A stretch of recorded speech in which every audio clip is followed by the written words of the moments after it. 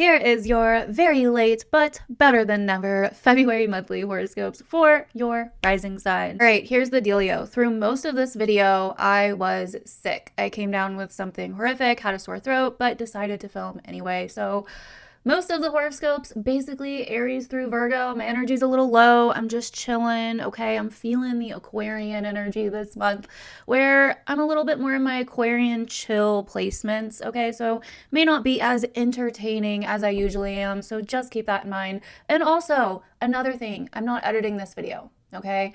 I'm not really editing this video that much just because I didn't feel like it. And I knew if I wanted to get this up at least somewhat on time, I was not going to have time to edit and all that with being sick and everything. So we're doing this a little bit differently. I'm going to be sharing my screen and showing you what is going on for your rising sign in the month ahead.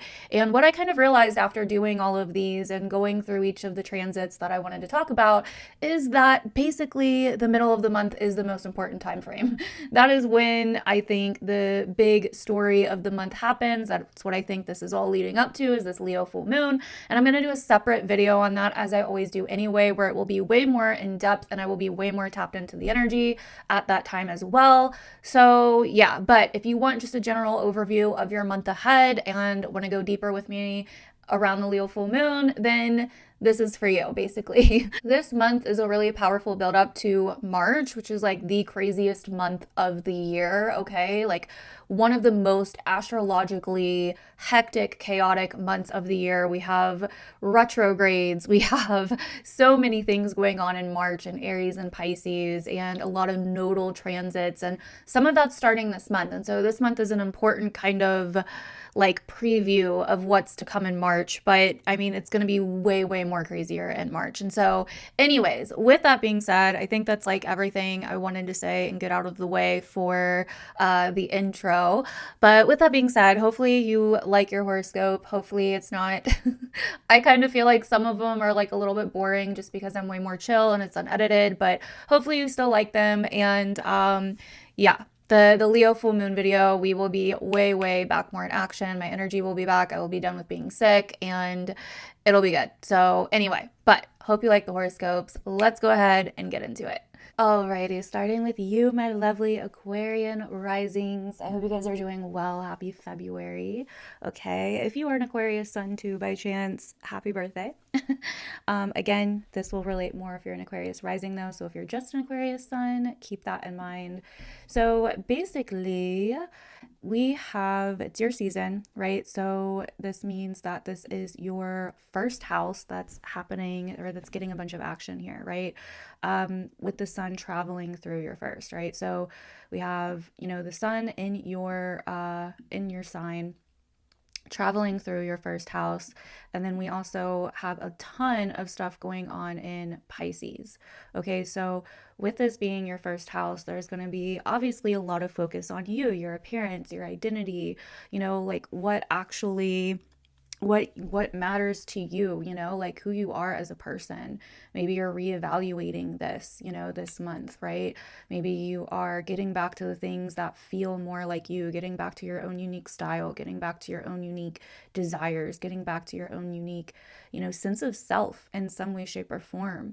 With this with this Aquarius axis and this Leo axis, both are kind of like, present here.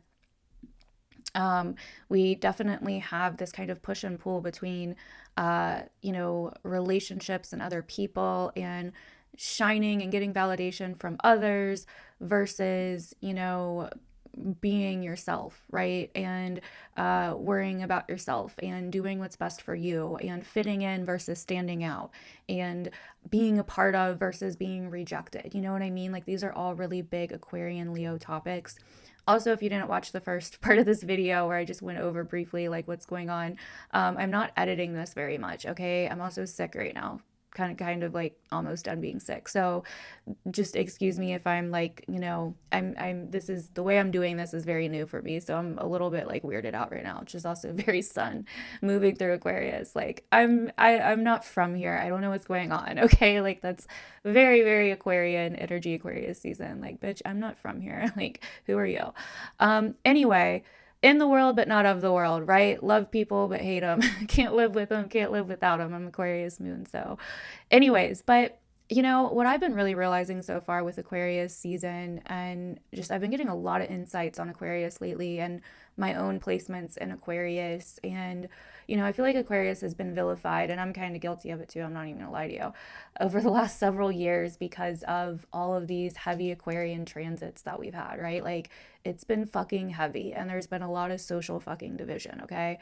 And I feel like a lot of astrologers just blame this Aquarius energy for that. But what I'm actually realizing is, and what I used to know, I just think I forgot, is it's not just Aquarius, okay? Like, it's not just Aquarius, it's also Leo. It's this axis, right?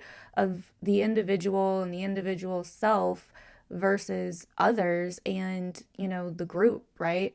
And so there's kind of this, like, you know, there's two sides to this, right? There's like, okay, when something is so focused on the masses that the individual gets forgotten, right? That's part of it, right? Then there's also this other part of it where it's like so focused on the individual and everything needs to be about the individual because the individual is special. And so that gives them somehow special privileges above everybody else, right? To where it's like, okay, well, no, bro, you're just like everybody else. Like, you don't, why does society or everybody else need to change to accommodate, you know, your identity or your ego or your wants or your desires or like whatever, right? So these are like the two things I think that we're balancing with this Leo Aquarian axis, right? Where we're trying to find some kind of middle ground, okay? Like, because these are the two arguments I really see made on so many different sides and in the collective right now. Like, we'll just be you, but then when you be you, you get kind of, you know, rejected by people that are trying to fit in and kind of do what's popular and, you know, whatever. But then, you know, like when you try to fit in, you're not really being yourself, you know what I mean? And so, and then it feels like you get exiled for things or for thinking differently or doing things differently. So these are some of the themes you could notice coming up in your life in some way as an Aquarius rising, and may have been already coming up for like the last several years. You know, we've had a lot of this going on. So it's kind of like, you know, where, you know, like Aquarius is kind of like the anti-hero. It's like, okay, like, you know, I'm not perfect. You know what I mean? Like, I'm not sitting here trying to put on some freaking show for you and like whatever, right? Like, it's very much the anti-hero. And so I think it's just coming back to your own unique traits and loving the things about you that are different that maybe like, you know, it's Aquarius is about what's relatable and also like unrelatable. You know what I mean? It's like what's different from the norm, but also what's the norm, right? So these are both things that you could be coming up this season. It's like, okay, what can you relate to about everybody else, but also like what makes you different, and what makes you different also makes you special, right? Like your own ideals that are different from the groups and, you know, whatever. And I think as an Aquarius rising, you know, some of you guys may identify with like a lot of different groups or categories or labels or whatever. And I was an Aquarius moon. I'm not a big label person because, and I also think this is Aquarian too, like Aquarius is about progressing forward, you know? And so it's like if you're always progressing, labels get a little bit stale after a while because it's like after having so many labels, it's like, okay, like, you know, I'm just not even gonna fall for that again. You know what I mean? And so anyway, but these are the topics you could really see coming up with your birthday season and that have likely been coming up for a long time now, right? So some of the other things that we have going on is obviously this big conglomerate fuck shit of planets in your second house of Pisces, you know, so money, money, money, honey, resources, what's yours and not other people's, you know, basically what you own, what your priorities are, and what's good for you. And honestly, this is a very harmonious start to the month because we will have Venus coming into her conjunction with Neptune and the node the first few days of the month. I want to make this bigger. Can I do that or do I have to start over? Hang on, guys. Sorry about this. Oh no, that's smaller. Wow. Okay. I'm still learning how to use this on my MacBook, even though I've had this MacBook for so long. Why is this not working? Why are we not getting thicker here? Okay, I think that's a little better. but I feel like it needs to be better. I don't know. Hopefully you can see that. Maybe I should change the color. Ew, I don't like that color. I'm not a pink person. Okay, that's fine. So basically, Venus is coming into her conjunction with Neptune and the North Node. And this is so Aquarian too, like uncensored. I mean, censorship is also kind of Aquarian, but just uncensored, like not censoring my content so much. Not that I was censoring, I guess maybe in a way I was. I was cutting out all the ums and the spaces, but I'm not doing that. I don't have time for that anymore. But anyway, so Venus is coming into her conjunction with Neptune and the North Node the first few days of February. This is magical, like mystical, beautiful shit. This is a great time to manifest in terms of money, finances, resources. You could get lucky around this time. Opportunities could be coming in the beginning of this month. Something could start forming here where you have some kind of ideal or vision or something about how you want to, you know, move with your finances, or something could be coming up that, you know, you have to trust in more, you know, to some degree, right? Like, you know, something where you have to kind of trust because, you know, it's Pisces energy. And so it's like, okay, like I need to trust here. You know, like I need to trust that this is all gonna work out, and that we're, you know, like it's gonna be fine. Pisces is also very much about receiving and letting go. So this could even be something where it's like, you know what, I think I want to like let go of like a lot of things because I feel like something else is coming in, or just inklings of like an idea or something, you know. Now, Venus also rules your fourth house of Taurus and your ninth house of Libra. So this could be even bringing in elements of those houses of your home, family, and personal life, and your beliefs, your ideologies, travel, etc., education. So those are some of the other things that, that you could see kind of coming in with this, right? So I thought there was a way I could go back, but I guess not.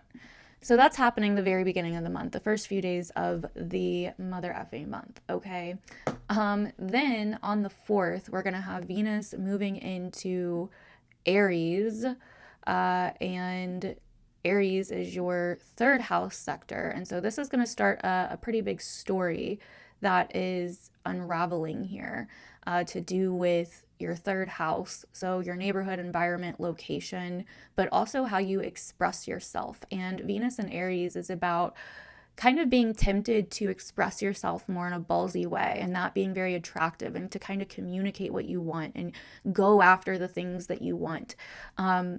Honestly, like there could be things that you want with all this, you know, Pisces shit.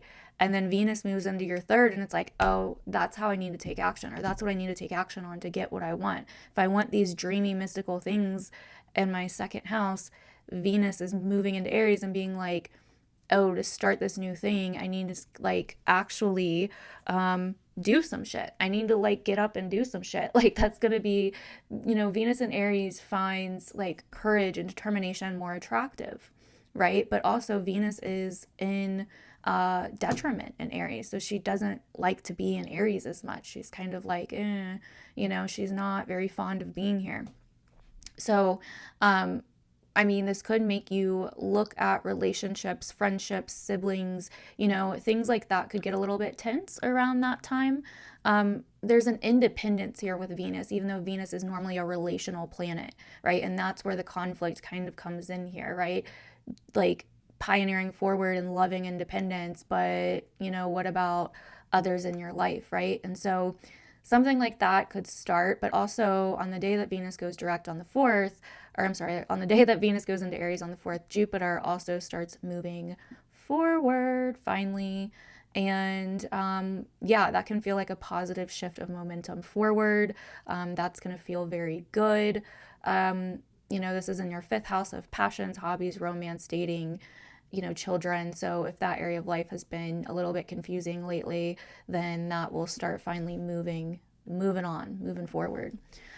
So anyway, and then on the 7th, on February 7th, the North Node and Neptune are going to be in their official conjunction, which we're already likely going to be noticing and feeling by then.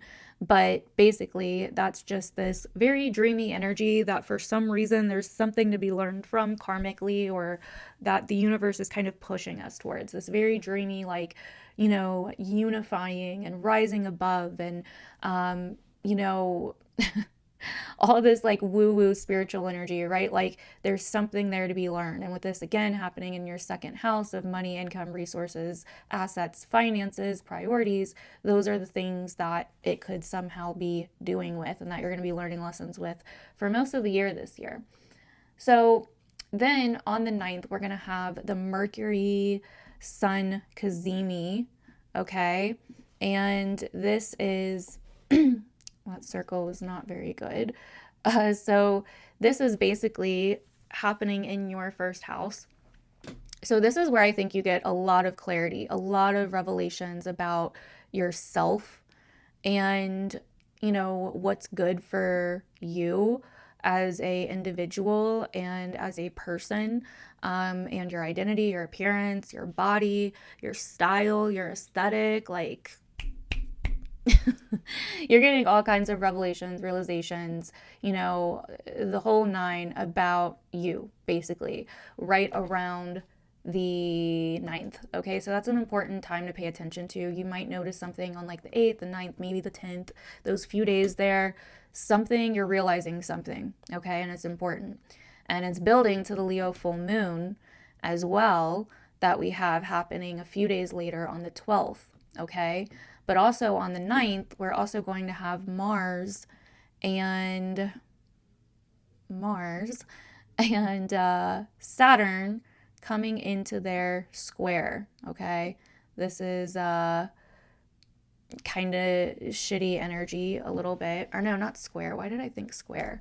Trine. They're coming into their trine. So it's good energy. I don't know why I said square. I literally have trine on there. Okay.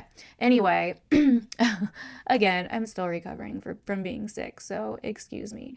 So yeah, they're coming into their trine, and this is a good thing. Okay. So this is a good thing.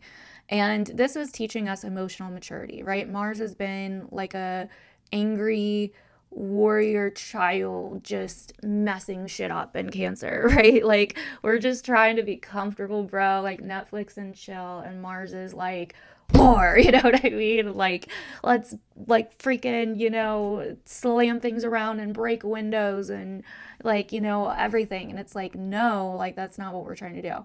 And so you could be dealing with a lot of intensity over the last month or two in your work life, in your 6th house, right? Of your day-to-day routines, your job, your work. It could have been feeling like, holy shit, this area is just fucking stressful, right? Like it's emotionally exhausting, or my coworkers just won't leave me alone, or my boss is just such an asshole, or like, you know, having emotional breakdowns over work, health, day-to-day routines, feeling like you have a busy schedule, but you're also just emotionally or energetically exhausted, or like whatever, right? There's been something emotional and triggering or difficult or stressful or just maybe even challenging. Like maybe it's not been that bad for some of you.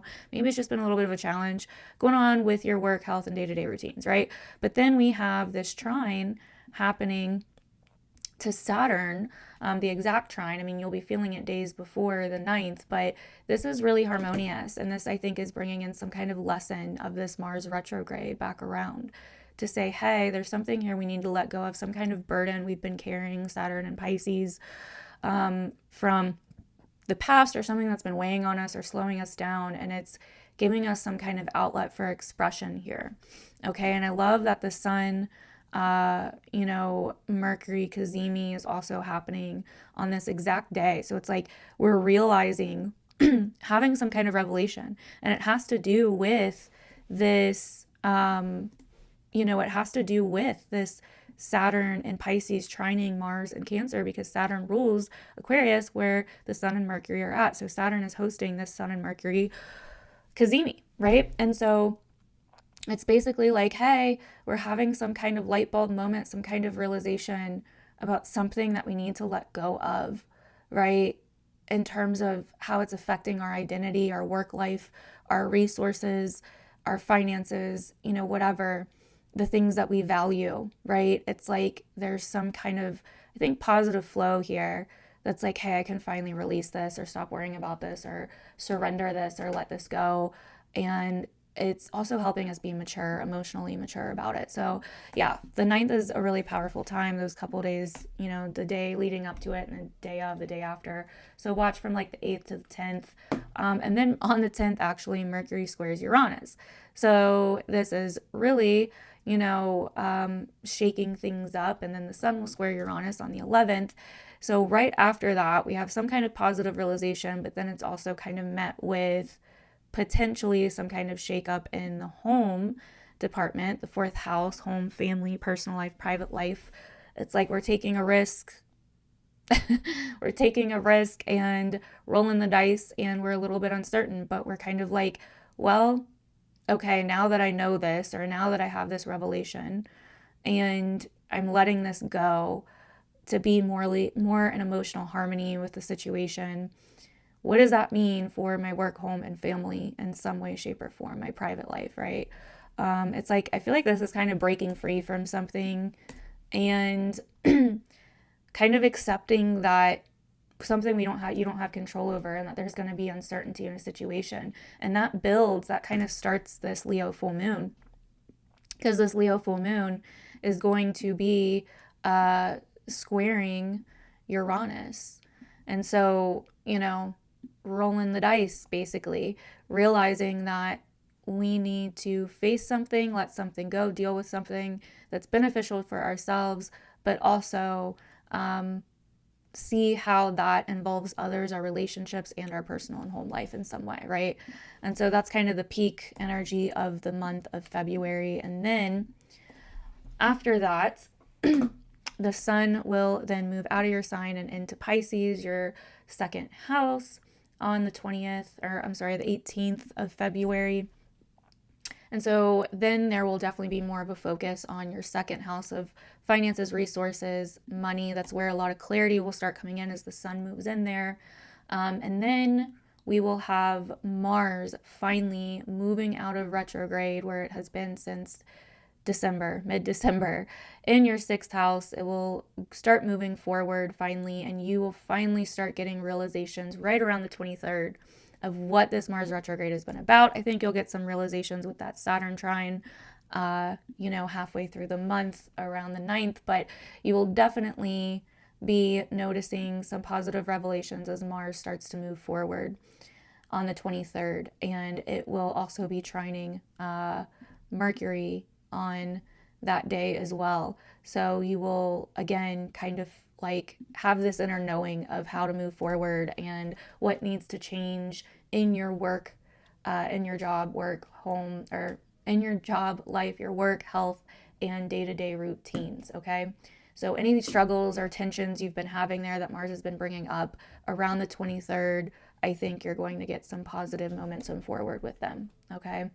So then we will have, on the 25th, Mercury coming into its conjunction with Saturn. And that's definitely also going to bring in some kind of, I think, reality check kind of clarity of also something that, you know, could be somewhat hard, but it's like it's for the better. It's like you're realizing something that has either held you back, or again, something that you need to let go of, forgive, reflect on, or face that maybe isn't necessarily easy, but it's a positive, it's like healing to do, you know, it's necessary, but it's healing, right? And then right around the 27th, we're going to have the new moon in the sign of Pisces. Okay, again, your 2nd house. And that's really where some kind of new chapter, new beginning is starting in your 2nd house. So all in all, Aquarius risings, this month looks like it is a mixture of you and what you want and your place in the world and what's good for you and your identity, your body, your physical health, your vitality, and your style versus your relationships, okay, and other people and how other people view you, what's good for you versus what's good for others, how you fit into society, somewhat versus your home and family life, especially the middle of the month. These are going to be big challenges in your personal life in the past. And then also a massive focus on your finances, resources, what's important to you, what you depend on to be you, right? What you want for your life, your future, your finances, and also how that is somehow helping or impacting your job or somehow involved with your job, your work, your day-to-day routine, health, all of that great stuff, right? So that is what I am seeing for you for this month, Aquarius rising. Definitely let me know down below if this resonated. I'd love to hear your feedback as always. And we're going to move on to the next side. Also, if you watched this whole, I'm like all thrown off from doing it this way, but if you watched this whole horoscope, definitely to make sure to let me know down below by commenting sexy Aquarius rising, so I know. Thank you guys so much for watching, and I will see you guys in the next one. Bye. Alrighty, Pisces risings, welcome to your horoscope for the month of February 2025. We have a lot happening this month, so buckle up, but March is going to be even crazier. Okay, so this is kind of the lead up. It's not, there's definitely a lot of revelation, clarity, and some forward momentum finally happening this month, but then we'll be reflecting on in other ways and going back in other ways in March. So yeah, this month does come with like a lot of dreaminess, but also some clarity, and a lot of kind of feistiness as well, as Venus is moving into Aries. A lot of revelations, a little bit of a shakeup or pivot, the middle of the month. And then we kind of end the month with really moving into a more watery direction as we move into a lot of things happening in your sign. So anyway, so with it being Aquarius season, we definitely have, a lot going on here in your 12th house. By the way, if you missed the beginning, I'm not really editing these. So these are going to be very unedited, unfiltered, uncensored, the whole 9 yards. Okay, so you're going to have to just hang out and chill with me, and we're going to have a good time. I'm going to try to make it a good time as much as I can. But so this is your 12th house. Aquarius is your 12th house, baby. Okay, 12th house, baby. So this is a time of going inward. Okay, this is a time of kind of like, screw all the other stuff that you got going on. We are going inward. Okay. And so this time of year can feel a little bit like a cocoon phase or like a death before the rebirth kind of phase. And it somewhat kind of is, right? But this is a time where you could find yourself having a little bit less energy. You could find certain things getting brought up in your life that kind of pull you to be more reflective or to rest more, or that pull you kind of away from your normal day-to-day hustle and bustle, right? You could also find that, this is a time where more subconscious patterns are coming up. You could be seeing where you get in your own way, where you have certain issues with rejection or fitting in, or where you have old patterns of, subconscious habits that are really kind of holding you back in your life in some way. That's really what the 12th house deals with. It's literally self-undoing, and you have the sign that the sun is in fall in, the sun standing for the self, or the sun is in detriment in.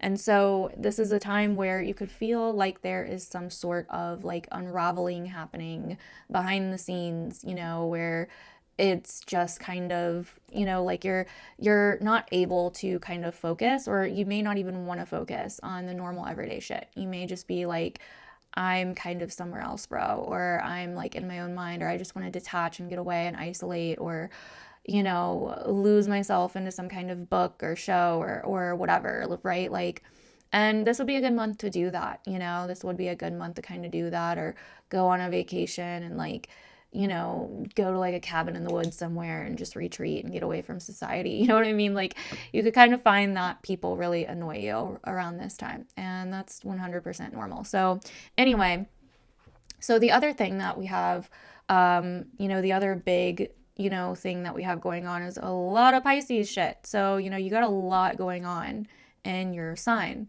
this month and in March as well. So there's also a huge focus on you and your identity and your appearance and your style and your aesthetic and, you know, what's good for you and what you like and what you want and what you desire and, you know, all of that, right? So this is a month where you're, and, you know, I said in your 2025 horoscope, which if you didn't watch, you need to go do that. This year is a lot about trusting yourself, Pisces, right? This year is a lot about trusting yourself and, you know, not allowing, you know, other people or whatever to kind of, you know, completely influence your own, like basically talk you out of trusting yourself, right? Like, because this year is so much about you trusting you. And whoops, this year is so much about you trusting you and, you know, being able to be like, hey, like, you know, I don't know why, but I feel this way. I have this inner knowing. I know that for whatever reason, it doesn't look like that's what's playing out, but I have this inner knowing or I have this intuitive, you know, intuitive feeling telling me something. It's like you need to listen to that. And the reason I'm bringing this up is because the first few days of this month, we're going to have our first Venus Neptune North Node conjunction. And this is important because it's going to come back around at the end of March when Venus retrogrades back into Pisces at the end of March, back into your first house. So this is like a preview of something here, okay, that you need to pay attention to the first few days of this month. There could be like subtle clues or inklings of like a desire, something that you're starting to want or envision for yourself, a way that you're starting to perceive yourself, or certain revelations that you're realizing about yourself. This is really important, okay? Now, the other, you know, I think topic of this month is this push and pull between you kind of wanting to like isolate or get away or, you know, be alone versus you having to kind of show up and deal with your work, health, and day-to-day routines and your kind of busy life, right? Also where you need kind of like validation in terms of like work and, you know, coworkers and things like that, dealing with fitting in versus standing out, dealing with being yourself versus, you know, trying to fit into the group or do what's normal, you know, especially again in your job, health, work, day-to-day routine life, right? So dealing with like, you know, bosses that are, you know, just making it all about them, or other people that are just making it all about them, right? So there's this kind of push and pull between that this month as well, with this Leo Aquarius axis in your chart being kind of highlighted this month. So, okay, let's go into the deets. So like I said, the first few days you have the Venus Neptune North Node conjunction happening in your sign in your first house. This is really big. Like I said, you're getting some kind of vision, some kind of karmic soul level kind of thing here for yourself, your identity, your style, your aesthetic, an idea, vision, you know, something could be coming in here. A situation even. It's like, this is the year that it feels like you're like going to recreate yourself. And this is almost like a vision, okay, that you're getting for it, or like a time where you're becoming kind of clear about it, or there's something kind of coming in that's like, hey, you know, like, this is who I want to be, or this is who I'm realizing that I am, but I just forgot, you know, something along those lines. So that's what I really think happening here. Like, you know, what do you want to manifest in terms of your identity, yourself, your appearance, your style? Like, that's what's, I feel like, really going to be the topic the first few days of the month. And then on the 4th, we're going to have Venus moving into Aries, and we're also going to have Jupiter moving direct. Okay, so this is really cool. Jupiter is your ruling planet. So Jupiter moving direct is going to feel good. That's probably going to definitely be felt by you. It's going to be like, okay, you know, whatever you've been going back and reflecting on, there's finally some forward momentum, especially in terms of your home, family, personal life. You're going to get more clear there. There's going to be more expansive opportunities there than there have been. Okay, so that's good. Now also, Venus is going to be moving direct, or not direct, into the sign of Aries, which is your second house of money, income, resources, finances, assets. Now, Venus in Aries is like bad girl energy, okay? She's like, I'm a bad bitch. I'm an independent queen. I don't need nothing. Like, I got this, okay? Like, so Venus in Aries is attracted to the thrill. She is attracted to the kind of more vulgar, edgy, confrontational, ballsy kind of energy, right?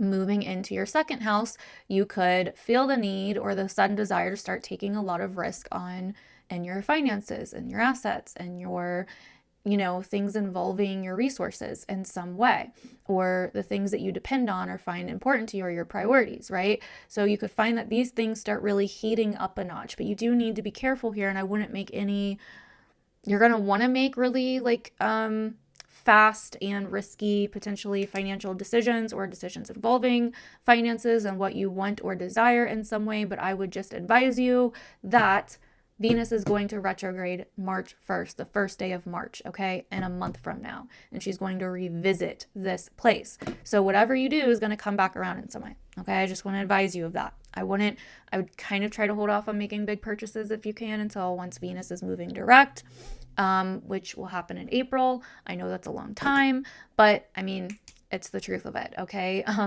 You may be fine, but I would venture to say probably not. My astrological opinion is that Venus is in detriment in Aries, and so if you make an impatient decision financially, and you might be forced to, okay? Sometimes the universe just lines it up like that. It's like, well, now I got to do this, right? You may come back around in some way, and it may not necessarily be a bad thing, okay? But, it may happen. I'm not going to lie to you, okay? I'm just being real with you. So anyway, then pretty much the whole month, we're going to have also the North Node conjunct Neptune. It's going to go exact on the 7th, but this is big, it's a very dreamy, faded kind of month. The universe is basically like, hey, go be woo-woo, go be spiritual, trust your intuition, rise above, unconditional love, unity, etc. This is the way we're going, right? So anyway, and that's happening in your first house. So it's really all about finding that creator within, finding the soul within, on the 9th, we're going to have the Sun Mercury Cazimi. Now the 9th is a big day this month because not only do we have the Sun Mercury Cazimi, but we also have Mars making its trine to Saturn, okay? And these are two interesting things going on the same day. So the Sun Mercury Cazimi is in your 12th house. So this could be some kind of realization that you're having about these subconscious, patterns or something going on behind the scenes that you're suddenly becoming aware of now, and able to and it affects you and your identity in some way, since Saturn, rules this Mercury Cazimi happening, right? So it could be affecting you some way in your identity by realizing these things, like where you maybe have been going against yourself, or where there's been something going on behind the scenes and somehow it's affecting your identity. Usually it's like moments of clarity that bring that bring things to light for the positive, revelations, things like that help us move forward. And then we also have Mars trining Saturn. So this is very helpful in bringing a sense of like emotional intelligence and emotional maturity to a situation, especially involving somewhere that you've been having a lot of tension the last month or two, with Mars moving through your 5th house of Cancer.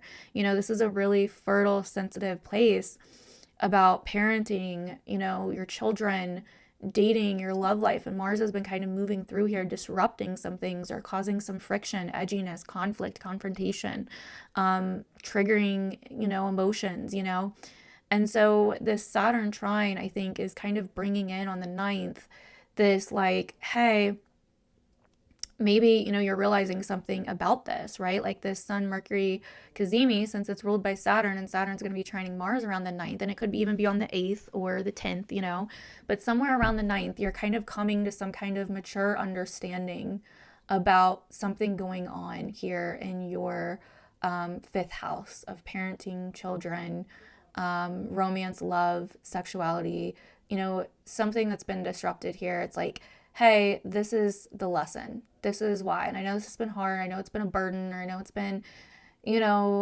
conflicting. I know there's been like a lot of confrontation with it, or a lot of disruption here, but this is somehow why, or here's the lesson behind it, or this is what we need to do moving forward, or this is what needs to change, or this is us getting kind of serious and facing something, and that brings a positive change. But yeah, that's happening around the 9th.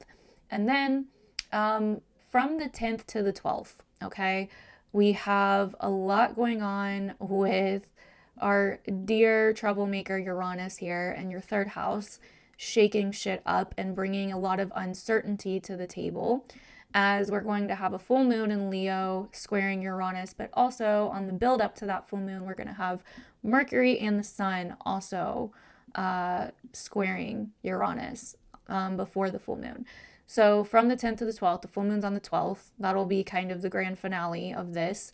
But there's something coming to light that, or, something that we're dealing with, some of these revelations that get brought up. Yes, they can be healing and lead to a sense of dealing with something in a mature, wise manner, but they may also bring some kind of uncertainty in terms of our siblings, extended relatives, location, neighborhood, town, city, self-expression.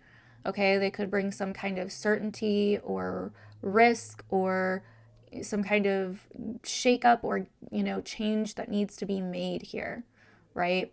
And so it's like, hey, I need to speak my truth, or I need to do something with what I just realized, or this subconscious pattern I just realized that's going against myself. But I'm scared to express it because it may cause some kind of shakeup. And what if my boss, with this Leo energy, fires me? Or what if I have this realization that I don't want this job anymore, or that I want to move, but I don't know what to do about my job, or something like that. It's location, or potentially siblings, extended family, or expressing yourself and all of that versus your habits. And, and this could also be your habits too. Excuse me. Where you are potentially realizing that you have a habit of something and wanting to break some kind of health habit, but it's oh, that's gonna be risky, or what about the environments? How am I going to get out of these environments? Or I'm gonna have to change the environments that I go in to break these habits, something like that, right? So, but there's some kind of pivot, shake up, kind of weird roll the dice energy going on from the 10th to the 12th, at least around that time. You could feel it a little bit before those days or after, so just keep that in mind. And then on the 18th, we will have the Sun moving into your sign. So Pisces season will begin, and this is where the Sun, our awareness, sense of self, identity, individuality, light, really, comes into your sign and starts bringing that to your sign, right? So this is where I really feel a lot of integration starts happening. You start realizing a lot about yourself. The focus, really starts becoming even more on yourself and what you want and your body, your identity moving forward in that way, right? And then we're also going to have Mars moving direct on the 23rd. Thank the Lord, have mercy. Okay, Mars is going to be moving direct. And when it does, it's actually going to make a little trine to Mercury.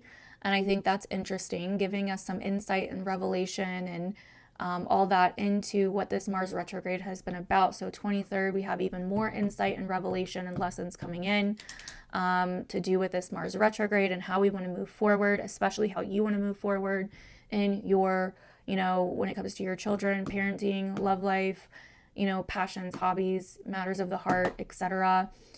So that's going to be really interesting. And then we are also, at the very end of the month, Mercury is going to conjunct Saturn in your sign Pisces. And so this is going to be kind of a surreal moment or a reality check kind of moment of you really realizing something serious or something that may feel a little bit, it's kind of like a reality check, but in a healing way, right? It's okay, I need to get real with myself. This is necessary for me to move forward. I need to realize this or come to this understanding, or maybe even communicate something that's more serious for me to heal and move on, or for me to move forward. So it's like a health, I feel like it's like kind of like a healthy reality check, you know?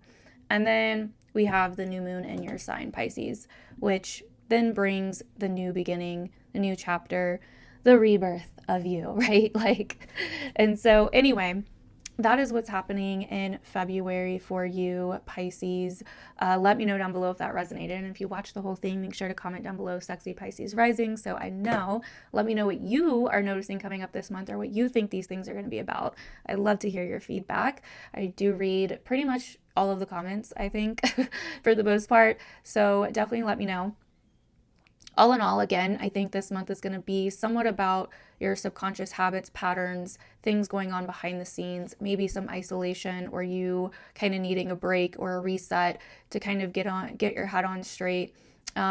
Potentially, you know, realizing where you may have some things going on with wounds or old things, old patterns, old cycles of, you know, rejection or not fitting in or standing out, etc., especially to do with your work or job. Also, potentially your health habits and routines, right? These things as well. And then also, you know, somewhat of a focus still on your fifth house of, you know, children, parenting, etc., your love life, matters of the heart. And then a huge focus on your first house, you know, self, identity, appearance, style, and then the mid-month kind of shifts going on with environment, extended family, siblings, relatives, short travels, things like that. So let me know down below. Again, Pisces, I'd love to hear your feedback. Thank you guys so much for watching, and I will see you guys in the next one. Bye. What's going on, Aries risings? Welcome to your horoscope for February 2025. If you didn't watch the beginning, I am doing these horoscopes basically unedited for the most part, because I do not feel like editing. And so you're getting the raw, unfiltered, unedited me. So congratulations. Welcome to February. We're also going to be looking at the chart, so I'm going to be sharing my screen here, as I'm sure you can tell. And so basically, February, you know, for you, Aries risings, looks like a month where you are really kind of focused on your social life. If I could get this up here. There we go. Your social life, as it's Aquarius season, and you know what's going on socially. So you could be really paying attention to a lot of the different social, you know, things going on in the world, the social dynamics going on in the world, networking, marketing, friend groups, different groups that you belong to, causes, charities, events, things like that could be really big in the month of February. You could be really seeing a lot of the social, you know, whether it be issues or just topics or whatever going on in the world. And, you know, really paying kind of attention to what you relate to, what you don't relate to. You know, there could be a lot of change going on here as well, since you have Pluto here now, right? There's a lot of, you know, and plus January was a lot about this as too, with like a lot of planets moving across Pluto, kind of giving you clues on what this Pluto transit is bringing up for you in terms of your 11th house of other people and all things social situations in your life, right? So who you relate with, you know, who you hang around, and you know, your tribe, your kind of crowd. Are you, you know, do you feel like an outcast, or do you have certain groups that you fit into? Do they really understand you? Do they really know who you are? Do you, you know, follow certain groups, but also not just that, what's your own individual, you know, self-expression? What's your own individual passions? What do you individually care about? You know, with the other side of this being the Leo axis, you know. And so where do you fit in basically versus where do you stand out? Where are you like others versus where are you different from others? Where, you know, where do people share the same interests and passions that you do, and where do they not? You know, and so you could be really asking yourself if, you know, this month could be very focused on like friendships, acquaintances, allies. Are the people you hang around really your friends? Do they really care about the things that you care about? Or, you know, is it kind of all about them? Or have you been putting on a show? You know, like just all these different kind of topics could be really, really coming up right now. You know, dealing with validation, rejection, you know, all the different things, right? With this Aquarius Leo axis. Now, the other big thing this month for you is your whole house sign of Pisces. You know, we have all these planets moving in and out of Pisces.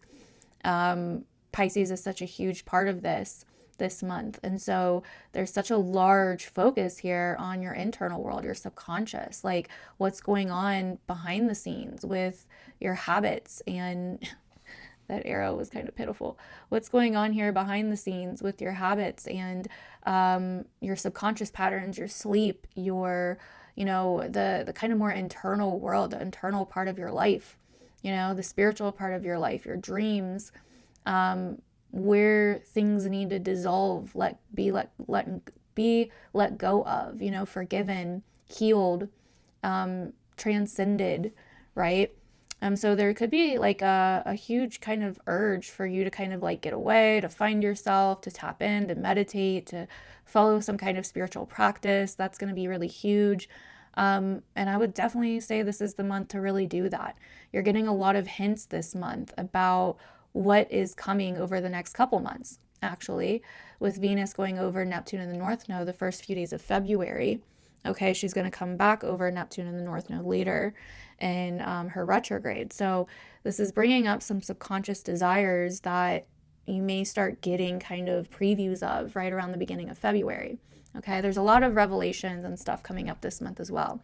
So let's get into it, Aries. So the first part of this month we have, like I said, Venus joining Neptune in the North Node. It's the first 3 days of February, basically, you could say.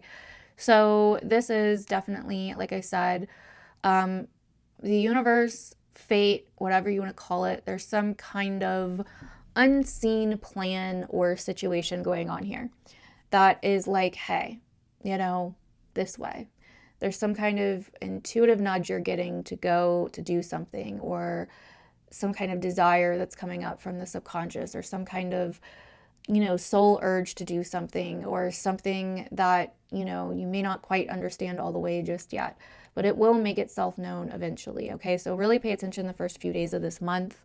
You're being guided to potentially let something go, dissolve something, forgive something, transcend something, heal something, reflect on something, maybe get into something, like get into some kind of, you know, spiritual practice, or, you know, do something that you've been feeling intuitively called to do. You know, this is going to be a really good time to pay attention. So then on the 4th, we're going to have Venus moving into your sign, Aries, your first house. And this is going to be somewhat good and somewhat not. So good in a way that Venus is a benefic planet, not good in the way that she's in detriment in your sign. And so this energy does feel a little confusing for you as an Aries rising, with Mars being your ruler. Venus is very compromising and very much about attraction and relationships and coming together and all of that. But in your sign, she's like, you know, like she's trying to bring together, you know, attraction and conflict, you know, bringing in peace versus edginess, you know. And so there's kind of these polarities that we start working with Venus and Aries. So you could find that you are a lot more focused on your appearance, your body, beauty related things, how you look, how others perceive you, you know, others' perceptions of you, and, you know, all of that, your style. So these things could all of a sudden start being more apparent to you as Venus moves into your sign on the 4th, okay? And on top of that, we also on the 4th have Jupiter going direct. So Jupiter is now finally out of retrograde and moving forward. So that's going to be really nice. There's going to be some positive momentum with that, or some beneficial energy kind of moving us forward and helping you kind of see the bigger picture of what's available to you, especially in your environment locally, and what's going on around you. You're going to see more opportunity there, and be able to move forward with something that maybe you've been working on, like a project, learning a new language, or speaking or writing, anything verbal that has felt like it's been a little bit difficult or that you've been reflecting on the last few months since October is finally going to be getting some positive energy to move forward. Okay. So other than that, on the 9th, we're going to have the Sun Mercury Cazimi. And this is a big deal.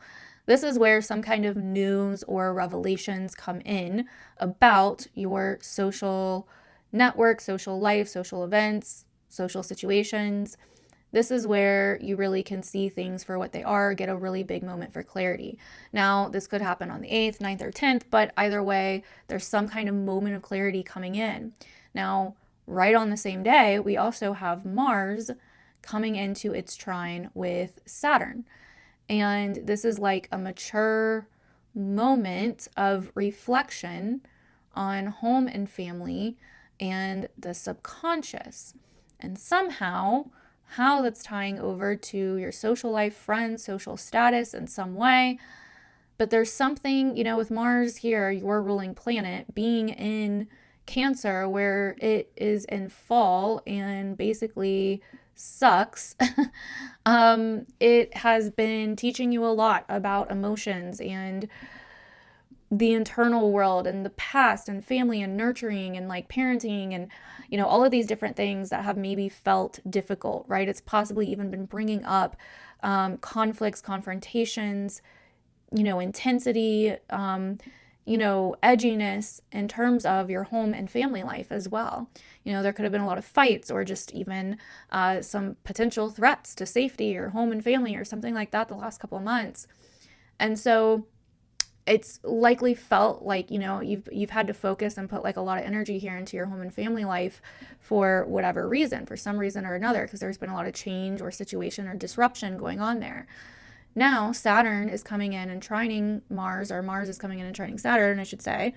And like, hey, there's some kind of bigger lesson in this. And yes, it's a little bit uneasy, or yes, it's kind of maybe difficult at times, but there's something here. There's some kind of burden here that, we need to let go of in order to be able to handle this. It's like you may be facing a situation, a challenging situation, but it's like you have to do it with some kind of maturity. You have to reach deep inside of you and be mature about it, or learn to have like a higher perspective on it, or almost like a wise perspective on it in some way.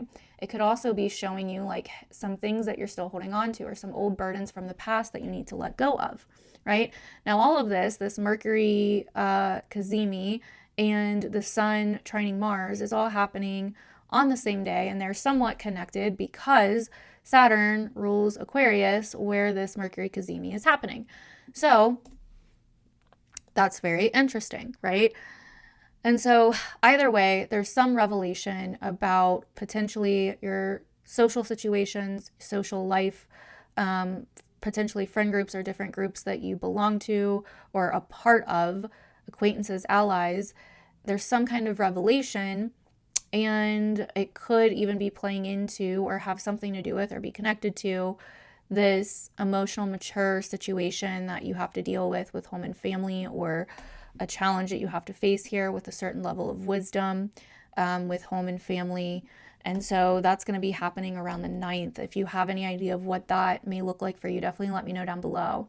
Now, the other part of this is then on the 10th through the 12th, we have a lot of things gearing up to basically square, basically square Uranus. So we're going to have Mercury and the Sun starting to square Uranus, and then as they're making a full moon, it's all going to basically square Uranus, which is kind of curveball, game-changing energy, right? Throwing a curveball in there. So right as you're coming to this kind of sobering realization on something potentially from the past, or some kind of burden you need to let go of, or your ancestry even, or something that's rooted in a very private, sensitive, familial topic, or a situation that you have to deal with emotional maturity and wisdom. Then there's also, this revelation is also leading to some kind of, unsure or uncertainty, uncertain kind of change going on in your second house of finances, resources, assets, income, your priorities, right? So it's leading to some kind of unstable energy there, or some kind of change or shakeup there, right? And so this full moon, it really looks like, is like you kind of realizing like, hey, I have to follow what's best for me. And I'm realizing that by being me and doing what's best for me and what I love is going to attract the right people to me. Or I realize maybe some of the people I've been around, whatever, haven't actually been real in some way. And these are just examples of how it could play out. Like I no longer relate to them in some way. And so I'm going to be me and do what I want to do, right? And also, that helps me release this huge burden I've been carrying for this situation that I've been scared to face with my home and family because I've been maybe trying to fit in somewhere where I didn't belong or something like that, right? Random way it could kind of all tie together. And then that somehow causes a shakeup in my values because I realize that my morals, like what even are my morals, because maybe I've been going along with things for, to fit in or to be socially accepted, but it somehow ended up going against morals or what you felt right in terms of integrity or whatever. And so my morals and my values, I guess, do no longer align with these people, like something like that. Not saying it's exactly going to play out like that or anything. It'll be different for probably all of you, or maybe there'll be some similar themes, but, that's just one way it could play out. But either way, there is this focus, this tension being brought up between your social life, your own heart's desires and what you want, what you love, what you find fun, being yourself, your inner child. This could also very much be about inner child stuff with Mars and Cancer as well. Or parenting. You know what I mean? Like, parenting in the way that feels good for you, even if it doesn't relate with other people. You know what I mean? For some of you Aries risings moms out there, maybe you feel like you had to be like the typical soccer mom, and you realize like, no, I'm the bad bitch mom that pulls up listening to my old dirty high school rap music and like, suck it, like, I don't know, like something like that, right? Like, and it's like, I don't know, but whatever realization you're having is definitely causing some uncertainty though, or whatever situation is arising here is causing some uncertainty with your finances, okay? And so that's what you have to kind of pay attention to. Or it's like, you know what, I'm going to take a risk. Leaving this group or these allies or whatever behind, if that's what you're doing, like just another example, might hurt me financially, but fuck it. Like, I'm going to take a risk, right? Or, I'm going to shake things up and by being myself and maybe, other people won't align with that or won't align with my priorities or my values, or maybe it will change some things financially or whatever, but that's what I want to do, right? Like, and so anyway, those are some ways that you could see it playing out, and we'll go over more details on the Leo and the Leo full moon vid, so make sure you catch that when it comes out. So the next thing that we have happening, again, that was all through like the 9th and 12th, and next thing is the sun will then move into Pisces, and Pisces season will begin. This will be even more of a focus on your 12th house, okay? So this will be where really a lot of things start making sense. You start doing a lot of integration work on the things that you've been working on behind the scenes, or the subconscious stuff, or the healing stuff, the integration stuff. There's a lot that's going to start going on here with healing. This would be a great time to take a vacation, all of that. And yeah, I mean, this is a time where you may start feeling more of a need to rest, recover. The sun here is definitely going to point to you maybe feeling like you want to rest more, you want to get away more, you want to not focus on, the day-to-day stuff as much, like you want to kind of escape or relax or whatever, right? Like that's going to be kind of the name of the game when the sun moves into Pisces. So then Mars is going to finally go direct. Your ruling planet's going to finally move direct and go forward from the 23rd onward. And so you're no longer going to be reflecting on the past of your fourth house, right? Reflecting on your past, your family, your ancestors, kind of this slowdown and a lot of friction with family and your private life and your home life that's been going on. That will finally start moving forward and feeling a little bit better. And you'll start getting more clarity there, and you'll start really realizing what needed to change and why some of these things may have happened, or what you need to, what you need to do about things moving forward. There will be a forward, you'll start feeling a forward moving, kind of energy again from the 23rd onwards. Okay. So then, on the 25th, we're going to have Mercury joining Saturn in Pisces, and this is kind of a big deal because this is kind of like a reality check energy. This also being in your 12th house definitely could bring up some, kind of serious revelations, but maybe they help you heal, they help you let go. Revelations of something that's been going on behind the scenes, or that's been affecting you that you haven't noticed, right? Or like where you've been kind of, potentially participating in something that has been part of your own self-undoing, or like going against you in some way, right? Like, toxic behaviors, cycles, patterns, habits or addictive, tendencies, just some kind of deep revelation here could be coming in, but kind of serious to do with like, hey, this needs to stop, or I need to like get real about this. I need to face this in some way, right? But it's like sobering, but it's healing, right? That's that kind of energy on the 25th. And then on the 27th, we have a new moon in Pisces in your 12th house, kind of starting the new chapter there for the month ahead, for your 12th house energy of like, resting, recovery, spirituality, sleep, dreams, intuition, all that. So anyways, Aries, that is what I'm seeing for you for the month ahead. Again, the big topics are your social life, social network, social, acquaintances, social dynamics with other people, also rest, recovery, healing, letting go, forgiving, transcending, kind of going within, removing yourself, all of that. And then also this focus on your, your children, your passions, your like what's good for you, your heart's desires, your, dating and love life, all of that. And then also this internal focus and frustration or, tense changes that's been going on with your home, family, personal life, all of that. Still going to be the focus for most of the month, but finally getting some clarity there and being able to face some things there and maturely deal with some things. And then some random shakeups and pivots halfway through the month with the squares to Uranus to do with your finances, priorities, values, morals, the things that are important to you, the things that you depend on, resources, assets, etc. So that is what I am seeing for you as an Aries rising. Again, let me know down below if this resonated. Comment sexy Aries rising down below if you watched the whole thing. I appreciate you. Thank you guys so much. And I will see you guys in the next video. Alrighty, Taurus risings. Hello, and welcome to your February 2025 horoscope. Boo, if you missed the beginning, I am sick and we are not editing this video, okay? Your girl just ain't got time for that shit no more.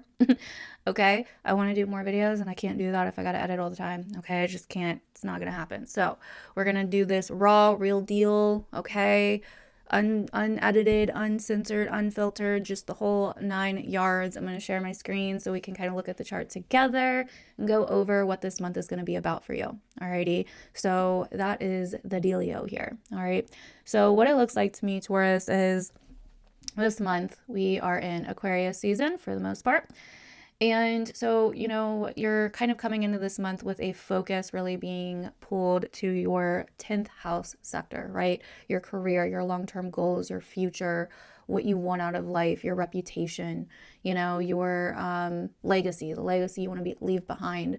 You're really looking towards the future and looking towards like, okay, what do I want here? Like, what do I want out of my life here? Like, what's going on? What direction am I headed in? Like, where am I going? Like, what are we doing here? Where am I at? Where are we going? What's the path? What's going on with my life? Where do I see myself? What's my vision for my future? What's the vision for my future? All of that jazz, right? So basically, that's kind of the focus, right? And so with that being said, though, this is also kind of a time of you figuring out what you want for your future, but also what's best for your personal life and your home and family, right? And how, there's kind of this like, and you'll see it towards the middle of the month. We really have a lot going on with this, but you'll kind of see as the weeks build and towards the middle of February, there really starts to be this focus between, you and your identity and what you want for yourself versus like doing what you want for your career or fitting in your career in the world versus, who you are in your personal life. So it's like being authentic or giving authentic attention to your personal life versus, fitting in your career or standing out in your career, one of the two, how you're different versus how you're relatable, like just these different kind of topics could really start coming up for you in the month of February as the month goes on, and that Leo full moon in the middle of the month is really highlighting these topics of like, what the different social things going on in the world or on a larger scale, how you fit into that or how you relate to that or how you don't relate to it, like all of these different things and what that says about your personal life and your own, family and your own, like self behind closed doors and your private life and all of that versus like how you feel about all of that and who you are, right? And all of that. And so you could feel this kind of like pull between, doing what's best for your life or your career, or your goals versus doing what's best for your personal life, your home, your family, your private life, and who you are behind the scenes, right? And so I think that, that's going to be kind of a large focus for you this month, okay? I think that's going to be kind of the pivot or the big kind of lesson of the month of like, what's good for everybody, like how can you be yourself or be authentic to yourself versus be authentic in your personal life versus be authentic in your career? How can you combine it all, basically, right?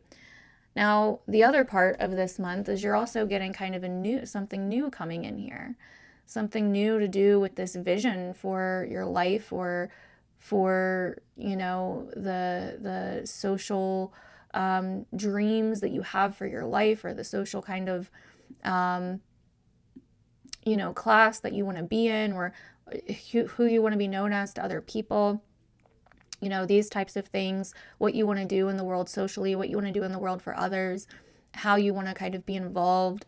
You're starting to get some kind of new dream, new vision, new ideal coming in here this month, especially the very beginning of the month, about the direction in which the fated direction in which the universe is kind of pushing you. And so you could get some clues about that in the very beginning of the month. But don't worry, because the next couple months is going to be about this as Venus is going to go into Aries and then retrograde back into Pisces. Okay, so these are like kind of the big topics for the month ahead, okay? Basically, where you feel or where you're kind of dealing with like rejection or alienation or being an outcast in terms of your career, your vision, or the world, or whatever. And it's kind of about embracing your anti-hero, don't give a fuck energy, okay? Or on the other side of that, it could be about if you've been too worried about yourself, it could be like if you've been expecting others to kind of just like change because you want them to change or whatever, then it could be partly about that, like both of these things are kind of Aquarian energy in just different forms and different ways, right? I think it's about being our unique self and finding people that relate to that, but not necessarily needing everybody to agree with it or conform to what we conform to or think or how we are, right? Like not needing everybody to like, completely be on board. Like we're always going to have haters basically, right? And some of that could be, becoming apparent to you in your career life this month. So let's get into the details. So the first few days of the month, we have this Venus, North Node, Neptune conjunction happening here in Pisces, your 11th house. There is the start of some kind of new vision, urge, yearning inkling, ideal something coming in here, but don't worry if it's not 100% present. Just pay attention those first few days of the month. But if you're not completely sure about it, it's fine. The next few months are going to be all about it, but it's giving you some kind of preview, okay? Now, on the 4th, Venus, your ruling planet, is going to move into the sign of Aries. And this is interesting because Aries is not a place that Venus likes to be. Aries is, her basically farthest from her home in Libra. And so she's not really a fan of being in Aries. So she's in what we call detriment in Aries. And so it's out of her nature. Venus is about peace. Aries is about conflict. Venus is about relationships. Aries is about independence. And so we can kind of see Venus take on some of these traits where she kind of becomes like, this like independent boss queen, right? But she kind of desires to be a little bit more selfish and a little bit more edgy, right? And so because you are ruled by Venus and she is your chart ruler as a Taurus rising, this transit of her moving into Aries definitely could be more felt by you.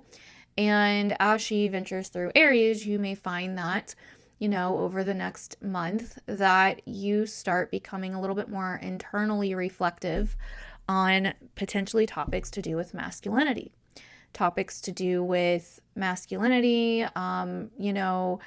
things that you may keep private or things that you may hide from yourself. Again, this is all going to relate back to your first house since she rules your first house. So whatever she's doing in Aries is also affecting you, your identity, your appearance, your style, your body, the way that you look at yourself. And so, it's like going to be a really deep time of self-reflection and where you need to kind of integrate more masculinity, or where you've had these kind of hidden ideals or conflicts or issues going on with masculinity, whether in yourself, like your own masculinity, or just whether in masculinity energy in general in your life, but there's something going on here. Now, you could also figure out where you are in deep conflicts with yourself, or where you've been kind of in deep conflicts with, being more edgy, or, dressing certain ways, or, whatever, like just different parts of yourself, or where you even kind of hold yourself back or self-sabotage or feel like you have to prove yourself. Any topics dealing with independence and, doing things yourself, etc., right? So these are going to be kind of topics that you really start noticing coming up. Courage, confidence, like taking action, right? Where you've been kind of putting off taking action on things, or, maybe there's things that you're taking action on behind the scenes, or things that you're doing behind the scenes. So that's going to be really big with that. Now, the other thing happening on the 4th is that Jupiter is going to be moving direct. Okay, so Jupiter is going to be finally moving forward after it's been retrograde for months.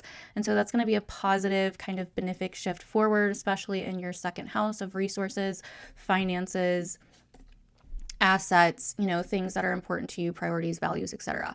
So now the next big thing happening is basically from the 9th to the 12th. We're going to have a lot going on. So on the 9th, we're going to have Mercury and the Sun coming into their cazimi, right? This is when Mercury and the Sun conjunct in the sky. This is happening in the sign of Aquarius, again, your 12th house.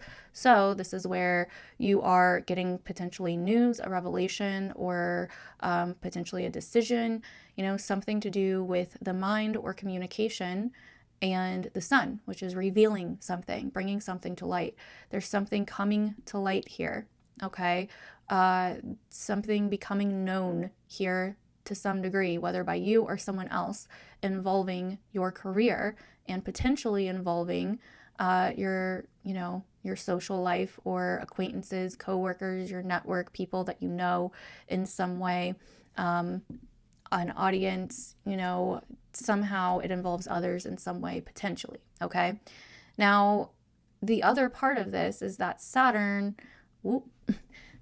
is going to be getting a trine from Mars, which is still retrograde at the time.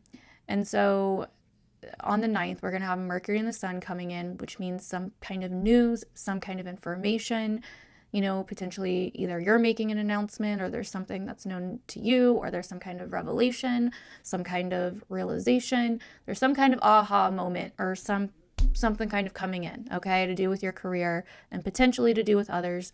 And there's also some kind of mature decision or, you know, something happening here, some kind of just blah, blah, blah, wise or mature action that we are taking or need to take to do with this water energy of Cancer and Pisces. So potentially other people or your social life in some way, and potentially environment, neighborhood surrounding, extended family, communication, short travels. But there's something here, and the way I've been describing this is it's almost like an emotional and intelligent way. It's like Saturn's trying to basically tell Mars, like, Mars has been in Cancer just tearing shit up. So you've likely had a lot of like drama or just conflict or edginess or frustration or changes, potentially unwanted, going on in your neighborhood, environment, community, you know, city, town, or with siblings or extended family or communication or short travels. Like there's just likely been a lot of frustration or like, you know, things being kicked up here, right? Saturn's coming in to say, hey, you know, Saturn's in Pisces, which is like kumbaya, you know, everything is one, right?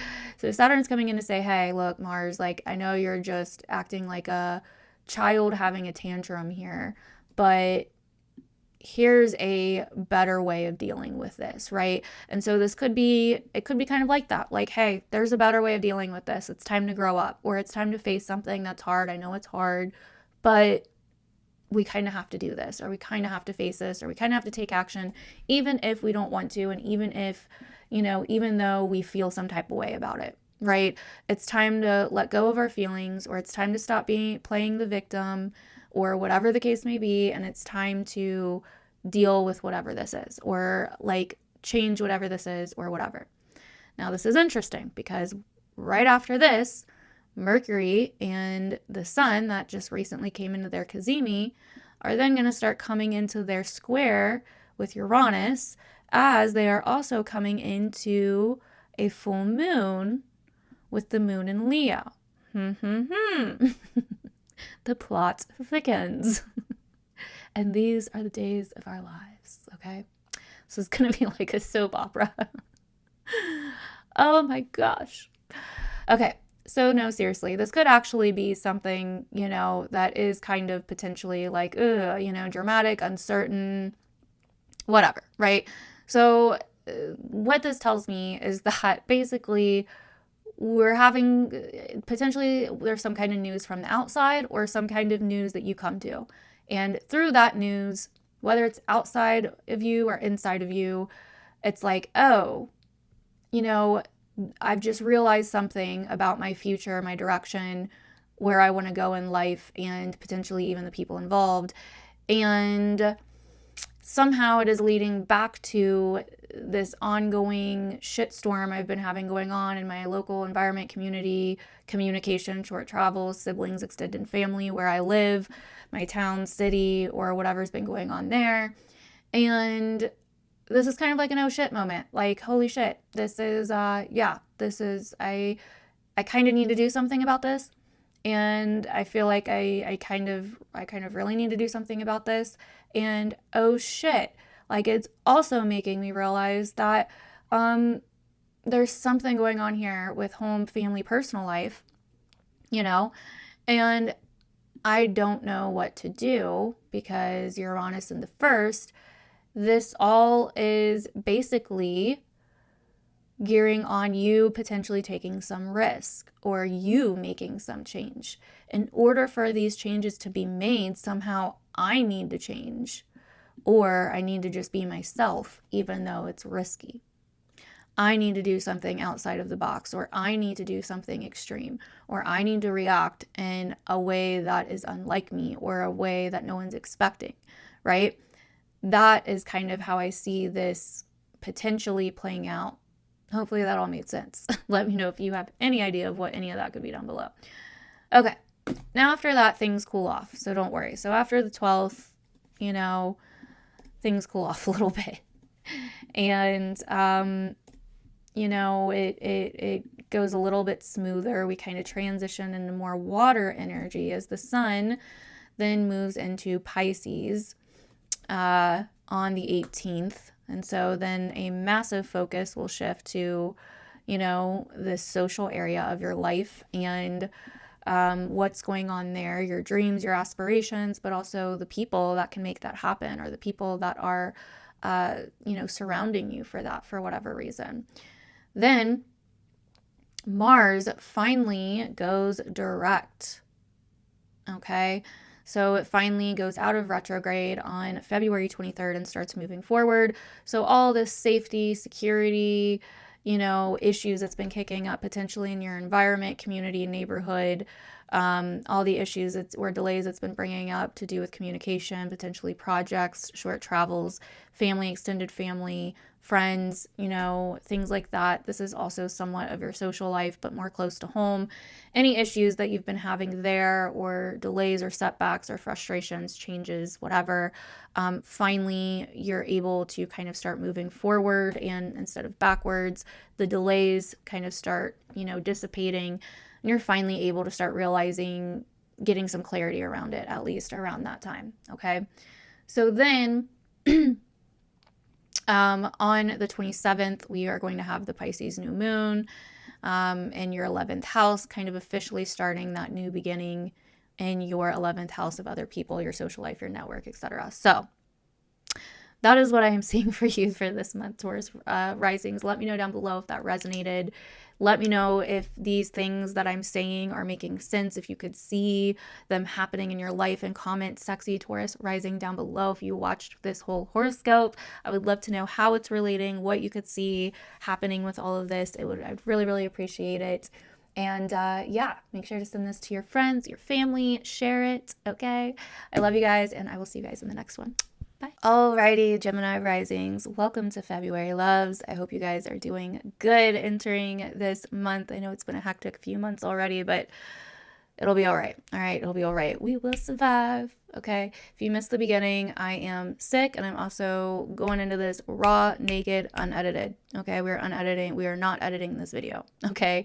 So we are all up in here, raw, filtered, like just doing the damn thing, okay? Because she ain't got time to edit, okay? So basically, we're going to be looking at your chart. I'm sharing my screen and looking at my little chart that I made for you guys.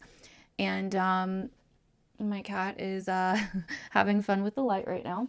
But basically, this month looks like it is definitely a lot about your belief systems, with it being Aquarius season. Okay, so what you believe, your higher ideals, your ideologies about the world, life, you know, why you're here, other people, the collective, you know, different groups of people, categories of people, what's right, what's wrong, your morals, you know, justice, injustice, the justice system, the religious system, the political system, spiritual beliefs, you know, your philosophies on life. Like, these are all big topics that you could be seeing coming up right now. You could be noticing a lot of this, a lot about the social dynamics and the social situations going on in the world. And so, which is a lot right now, okay? So this is basically like, where do you stand? Where do you fit in to all of this with the sun traveling through here, right? Like, what makes the most sense to you? Where do you align? What, you know, whatever, right? Do you relate, like, what beliefs are yours and what are influenced by others, right? And I think this month is going to be a lot about listening to others versus listening to yourself, with, you know, the Leo Aquarian axis. I think this month is going to be a lot about speaking up, potentially speaking your truth, not being scared to be you, you know, focusing on the world at large and everybody and what's good for everybody and what's going on in, you know, the whole wide world, and all of these horrible things going on and all of the crazy scariness in the world. But what's going on right here, right now? What's going on where you're at right now? What's going on in your town, your community, with your neighbors, your cousins, your siblings, you know, your best friend, you know, good old Bob down the street, you know? what's going on here, right? So it's going to be a lot of that this month. Okay, I'm not saying you shouldn't focus on what's going on in the world, but I think there's a lot of that right now. It's kind of like, just with the way things have gotten, and I'm bringing this up because I could definitely see this being a thing that you could be noticing as a Gemini rising. It's like, I think, there's almost like this guilt or shame that's been kind of going on for like being yourself or being happy in your personal life, Leo third house, in your day-to-day life, right? It's like, how do I do that? How do I just like smile when all these crazy other things are going on in the world, right? Or when people elsewhere are not smiling or not happy or whatever. And it's like, I don't think that it's about you being unhappy in your own life because other people elsewhere are going through XYZ. Okay. It's like you can have empathy for other people, but also, and I learned a huge lesson with that in 2021. Well, more so in the beginning of 2022, that,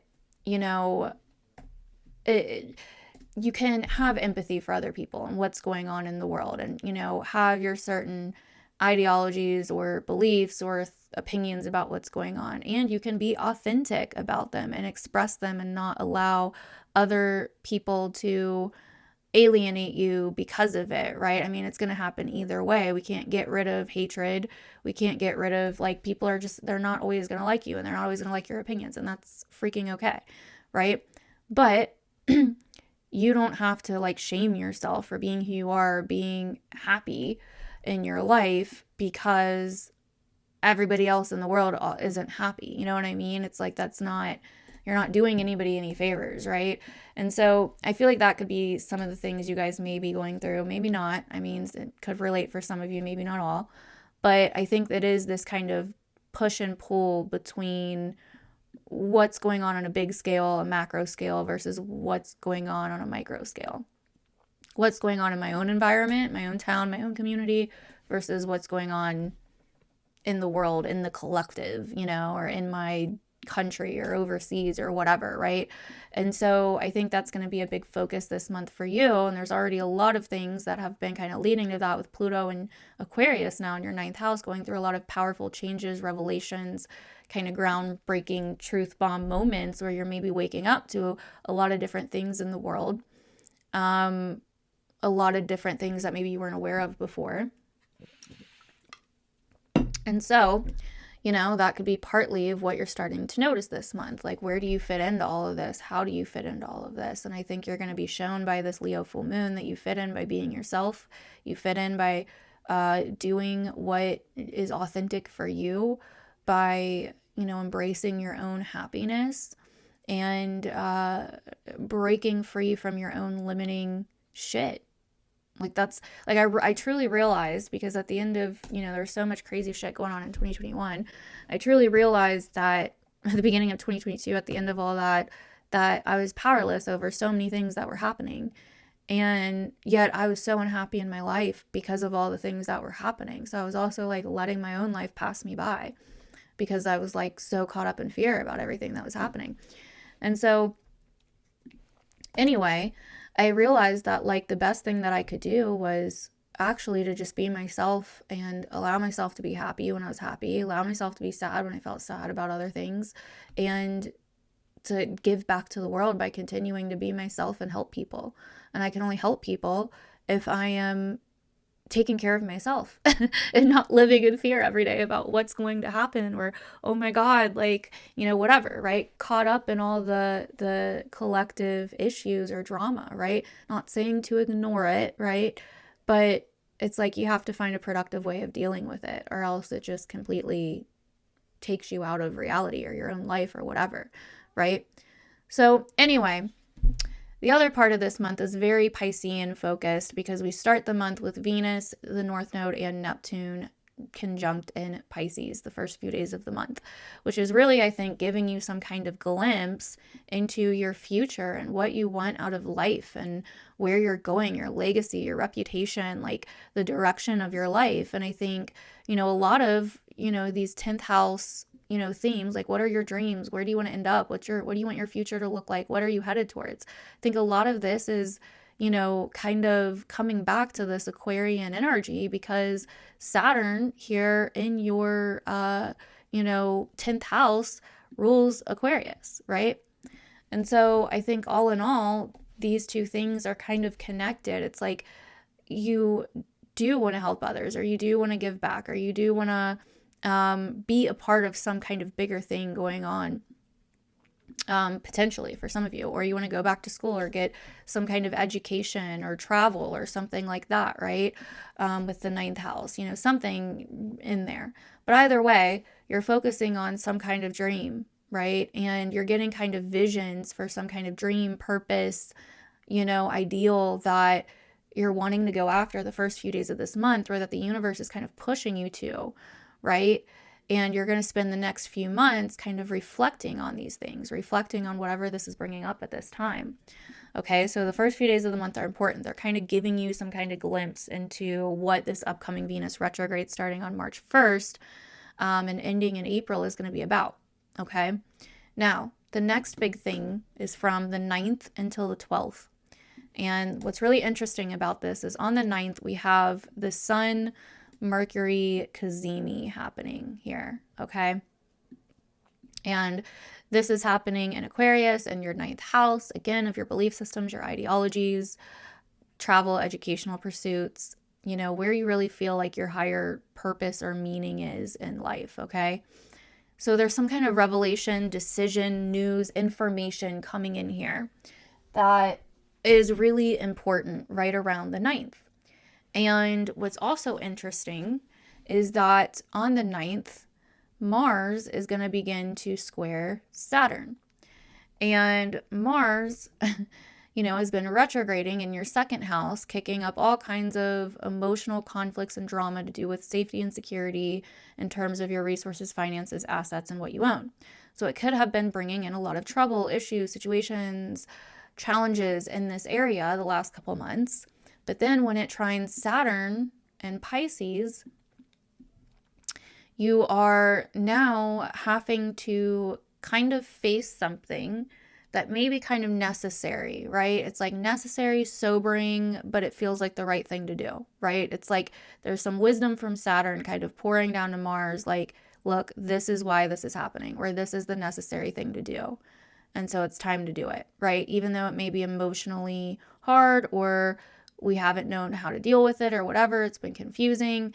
It's like, we need to deal with this, okay? We need to take action on this. We need to move forward with this, or we need to cut this off, or, you know, cut this out, whatever the case may be, right? Now, what's interesting though, is that these two things are happening on the same day. So we're getting some kind of revelation, some kind of also wise, mature energy coming through of how to move forward with something or how to deal with something. And also, these two, Mercury and the Sun, are building with a square to Uranus and to a full moon in Leo that is also squaring Uranus. So whatever this news brings in, whatever this revelation, ideal, decision, it could be from you, it could be from the outside world, something comes in and clicks here, like a puzzle piece, right? And you're a Gemini rising, so this is going to be really apparent for you since Mercury is your chart ruler. So this is coming in on the 9th, may happen on the 8th, but there's some kind of like, whoop, whoa, right? Little, like almost like maybe a mini awakening. I don't know. It could be a big awakening. I don't know. But low-key an awakening here happening, and it kind of wakes you up to something, but it also feels kind of uncertain and risky with the square to Uranus, and it's also making you realize, it's giving you full clarity on something. It's helping you realize a whole nother side of something that you haven't been seeing with Leo about your right here, right now, present moment, what's going on around you, and it's helping you make some mature changes in terms of finances, resources, safety and security, assets, what you own, what's important to you, morals and priorities, and your career, lifelong goal, future dream, etc. And you could even say, oh, whoops, daisy. You could even say it's also leading back to you because Jupiter is in your sign and Jupiter rules Pisces. So we have a lot going on. Middle of the month, that Leo full moon is cray cray. Okay, it's like a Leo full moon on crack. It ain't messing around. Okay, and I can say that I used to be an addict. Okay, so don't come for me. Yeah, this is about kind of embracing being an anti-hero with your beliefs, embracing your authentic opinion and allowing the inside to shine. So the Leo full moon is like getting aligned internally with your authenticity or with something that you've needed to get off your chest. It's like aligning internally with that and speaking it. And this is like the catalyst to change so many things and potentially liberate you and break you free with Uranus, right? And the 12th of old cycles, patterns, burdens, right? But it's going to be challenging because it's a square. So it is bringing like some uncertainty or some like this subconscious feeling with it of like, oh, that's risky. I don't know, right? But it's necessary. It's necessary for growth, right? Squares don't mean not happening. It just means it's going to be challenging. There's going to be a push and pull. And so, yeah, I mean, this Leo full moon is crazy.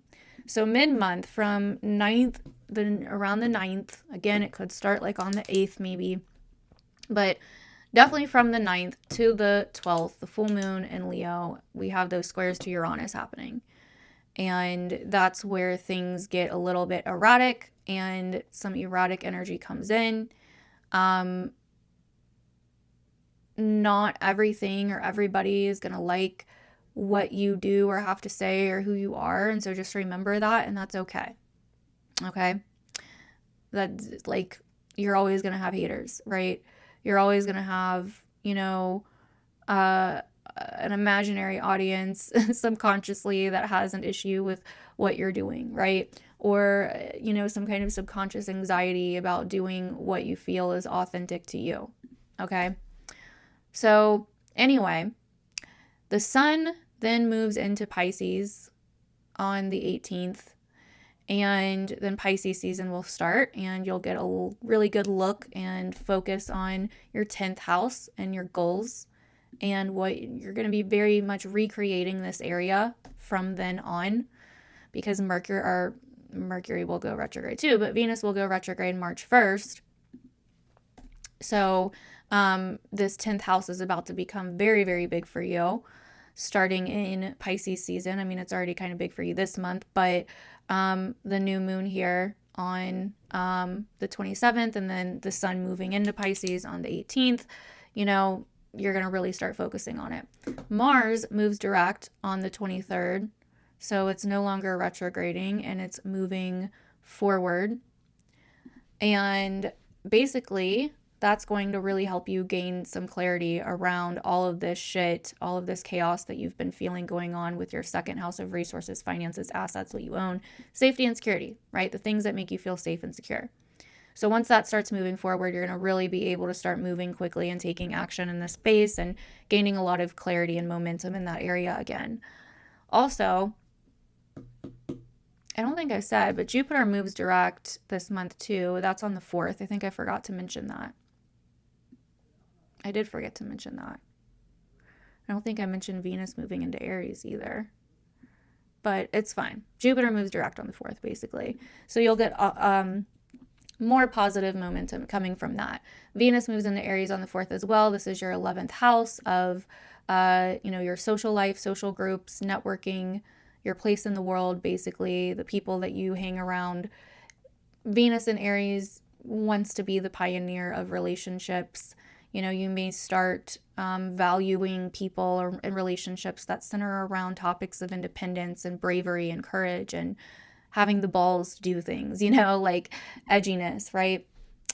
So also, back to where I was, we have Mars direct on the 23rd, and then we have the Pisces new moon on the 27th.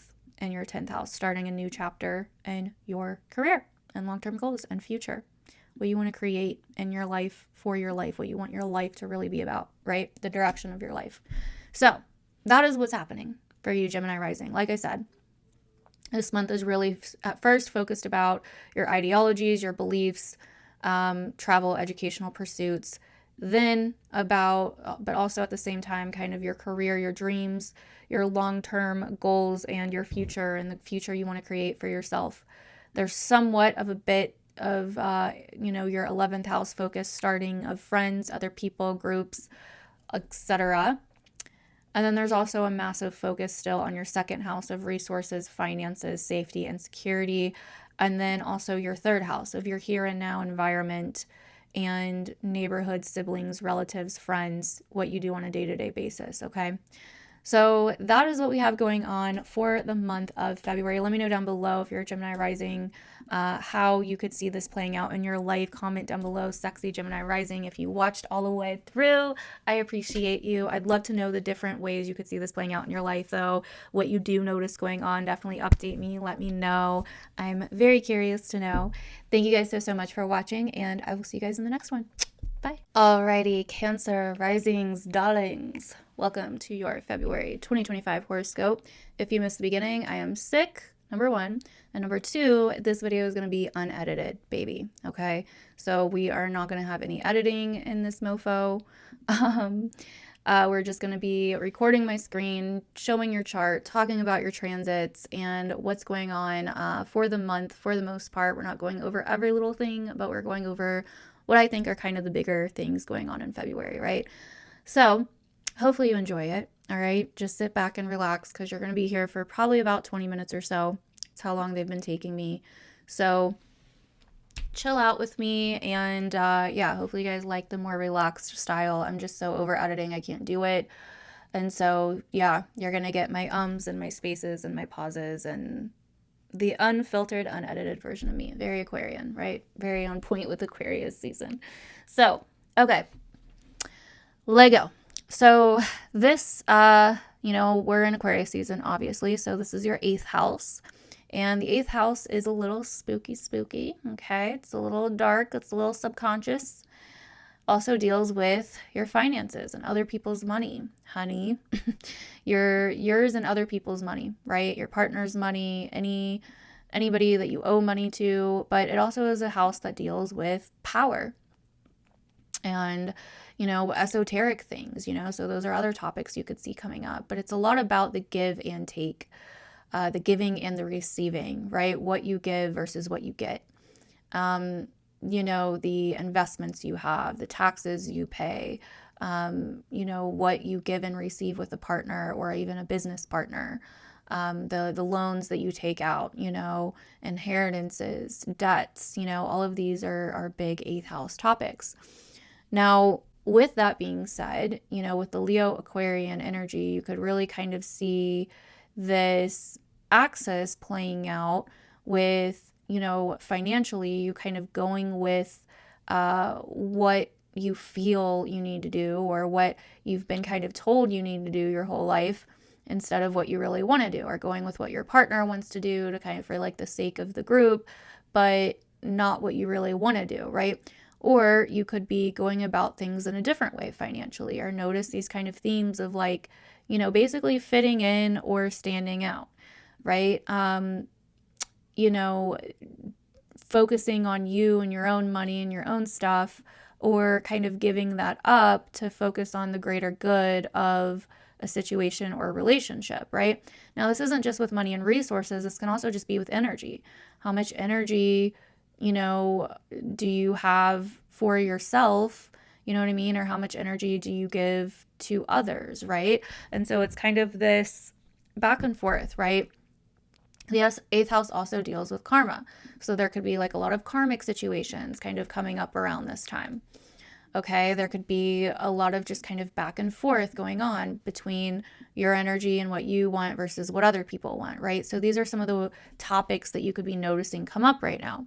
Finances, resources, though, and just the things that you own and value can also be a really big topic.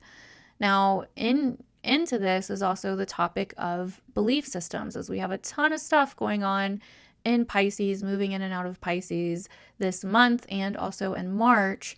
You know, what are your belief systems like? What are your ideologies? What's going on with travel and your travel pursuits? What are your dreams in terms of this area of life, in terms of your beliefs, your spiritual practices, your ideologies, your educational pursuits, your travel pursuits? You know, how does that tie into all of this? So these are some really big things that could be going on right now. And, you know, that you could be focused on in the month of February. Now, February also has like a massive pivot in the middle of the month, like a massive kind of shakeup with a lot of stuff that's going to be squaring Uranus from your 2nd and 8th houses. So this is really going to be about, you know, like, you know, giving and receiving in terms of energy, resources, finances, what's good for you versus what's good for everyone, or you know, fitting in versus standing out, or dealing with, you know, topics of validation or rejection. And also that kind of challenging potentially your social life, where you know, potentially are trying to deal with some changes going on with your social life, your social network, or some shakeups that happen there, causing some kind of, you know, potential, you know, peak moment going on with your finances or your energy, or just the topic of giving and receiving. Okay, so this could also be part of it too. Now, let's go ahead and get into the details, shall we? So we have the very beginning of the month, the Venus Neptune North Node conjunction happening in your 9th house. This is important. This is revealing something very dreamy that feels very good, like inklings of very imaginative, woo-woo fairy tale kind of energy coming in to give you some kind of vision or ideal about something that's going to come back later on. So if you're not 100% sure for the first few days of this month what this is, that's okay. Just try to pay attention, but it will reveal itself more later, okay? The next few months are going to be about this, actually. So then on the 4th, Venus is going to move into Aries, where you are really going to be more, you know, kind of focused on your career, and I wouldn't say like completely focused on it, but there is going to be a more like some focus going in that way. You're going to be kind of drawn to start focusing more on your career, your own ideals, what you want in your life, your own kind of like ideals of independence, and how that goes into your goals in your life and your lifestyle, and what you want for your future and your path in life, your reputation, how you see yourself in the world, and what you want for your future. These are also all going to be really big things that you start focusing on, like what's good for you and what's good for the direction you're headed in, and wanting to kind of take potentially impulsive action, and that being kind of attractive. But just know that Venus is going to retrograde, and this is going to come back around eventually, okay? So you just kind of need to be aware of that. Sorry about that, Cancer. My camera died, so I know things may look a little bit different now. So I changed some things around in the break, but basically back to your chart, my love. So Venus is going to enter your 10th house, which we just talked about. So we'll move on from that. The other thing happening, so that happens on February 4th, but the other thing happening on February 4th is Jupiter finally moves direct and is out of its retrograde. So this is actually really beneficial. There's like usually a positive boost when Jupiter moves direct. Things also start having like a forward momentum. So things that you may have been reflecting on to do with the past, or to do with things going on with your mindset, your subconscious patterns, habits, you know, things like that can finally start moving forward. If you've been feeling a little bit stuck there, this, you know, Jupiter going direct may help you around February 4th, okay? So the next thing that I really want to talk about is the 9th to the 12th of February. These are some really interesting days because there's a few interesting things going on here. On the 9th, we're going to have the Mercury Sun Cazimi happening in Aquarius in your 8th house. So this could bring in, the Mercury Cazimi usually brings in some kind of news, some kind of clarity, some kind of information, some kind of announcement, something kind of popping up that that comes into your awareness, whether internally or externally, you know, from somebody around you or from inside of you. There's something here that is coming to your attention to do with your finances in some way, shape, or form.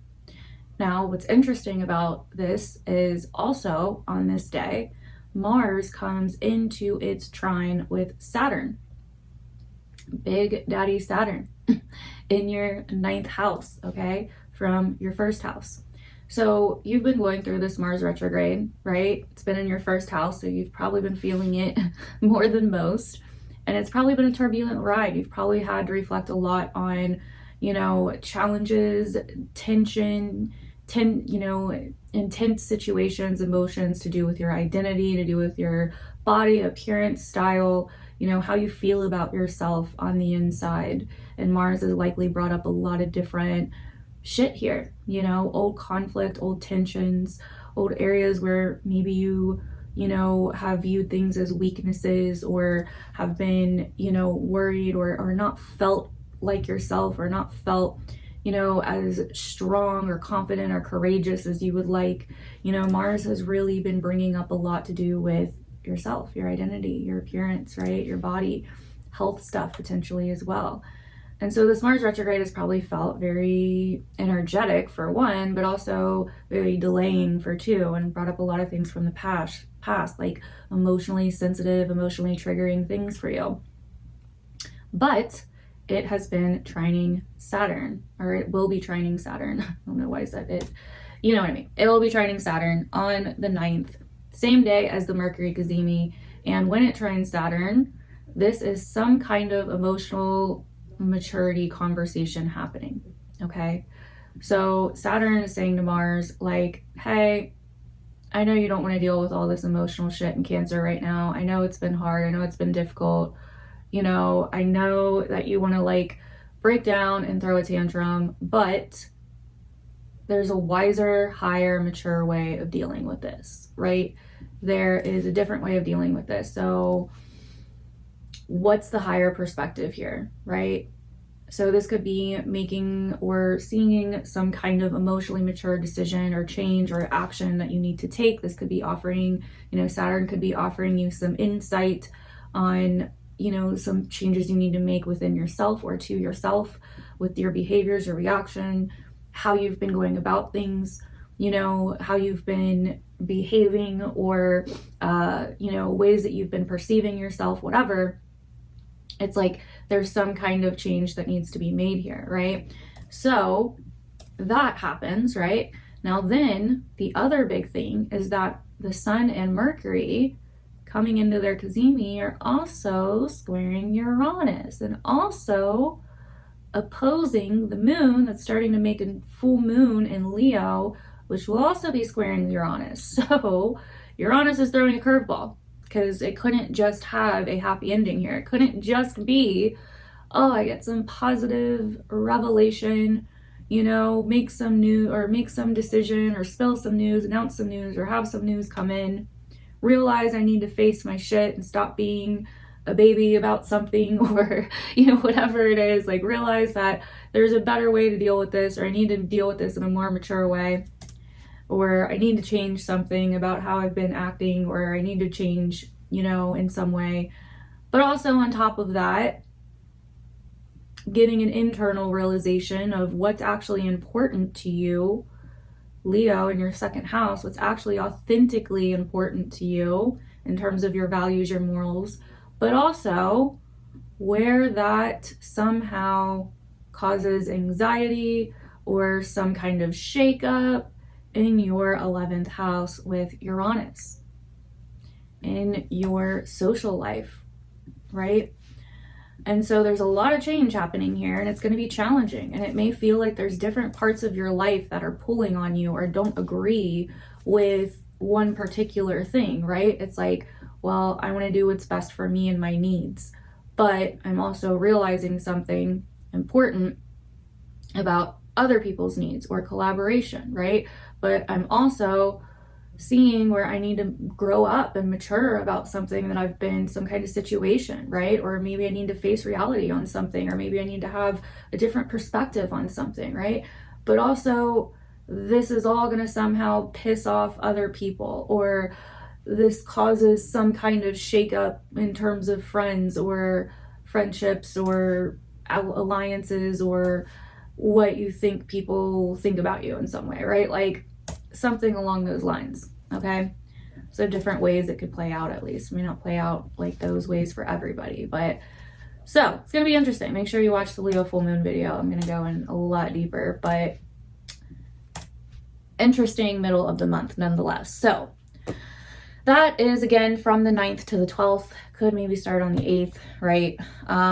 But then after that, the month chills out a little bit, okay? So the middle of the month is kind of like the peak moment, you know, peak of the month, and then the month chills out a little bit. We'll have the sun moving on over into Pisces, and then Pisces season will begin, and this will be more about your beliefs and ideologies and travel and education and, you know, your spiritual philosophies on life, finding meaning and purpose in life, or getting out of your comfort zone. And then Mars will finally move direct, the moment you've probably been waiting for since mid-December, on February 23rd. Okay, so Mars will finally move forward, and you will start getting a lot of clarity as it will trine Mercury. Once it goes direct, the day that it goes direct, you're going to get a lot of clarity on what this Mars retrograde has been about for you. Okay, at least start to. You may not get the full picture right when it goes direct, but you will get a lot of clarity. It will be like, okay, like I think I have at least a few things now that I know I need to change, or I need to start doing, or I need to move forward on. And the delays will start dissipating, okay? So it'll be probably somewhat easier once Mars moves direct. So then on the 27th, we will have the Pisces new moon. And this starts the new beginning, new chapter in your 9th house of education, spirituality, purpose, meaning, travel, teaching, learning, all of that. So that's going to be the focus for March for you. Okay, so that is what I'm saying for you, Cancer risings. Comment down below, sexy Cancer rising, if you watched this whole thing. I appreciate you. Thank you for hanging out with me and chilling with me. I'm sick, and this has been unedited, so if you really did, I appreciate you. Thank you. Thank you for accepting my authenticity and my sickness. I appreciate that. But anyways, I love you, Cancer. Thank you guys for watching, and I will see you guys in the next one. Bye. Hello, my lovely Leo risings, and welcome to your February 2025 horoscope. I almost forgot what month we were in. Welcome to your February 2025 horoscope. If you missed the beginning, I am sick, and I am doing these horoscopes unedited, so you're getting the raw, real, unfiltered me, okay? Very Aquarian season. We are just doing this raw, okay? Like no BS, getting straight to it, because I ain't got time to edit. All right, Mars retrograde on our 12th keeps trying to get me down with the sickness, okay? But I just keep rising back up, you know, because that's what the sun does, right?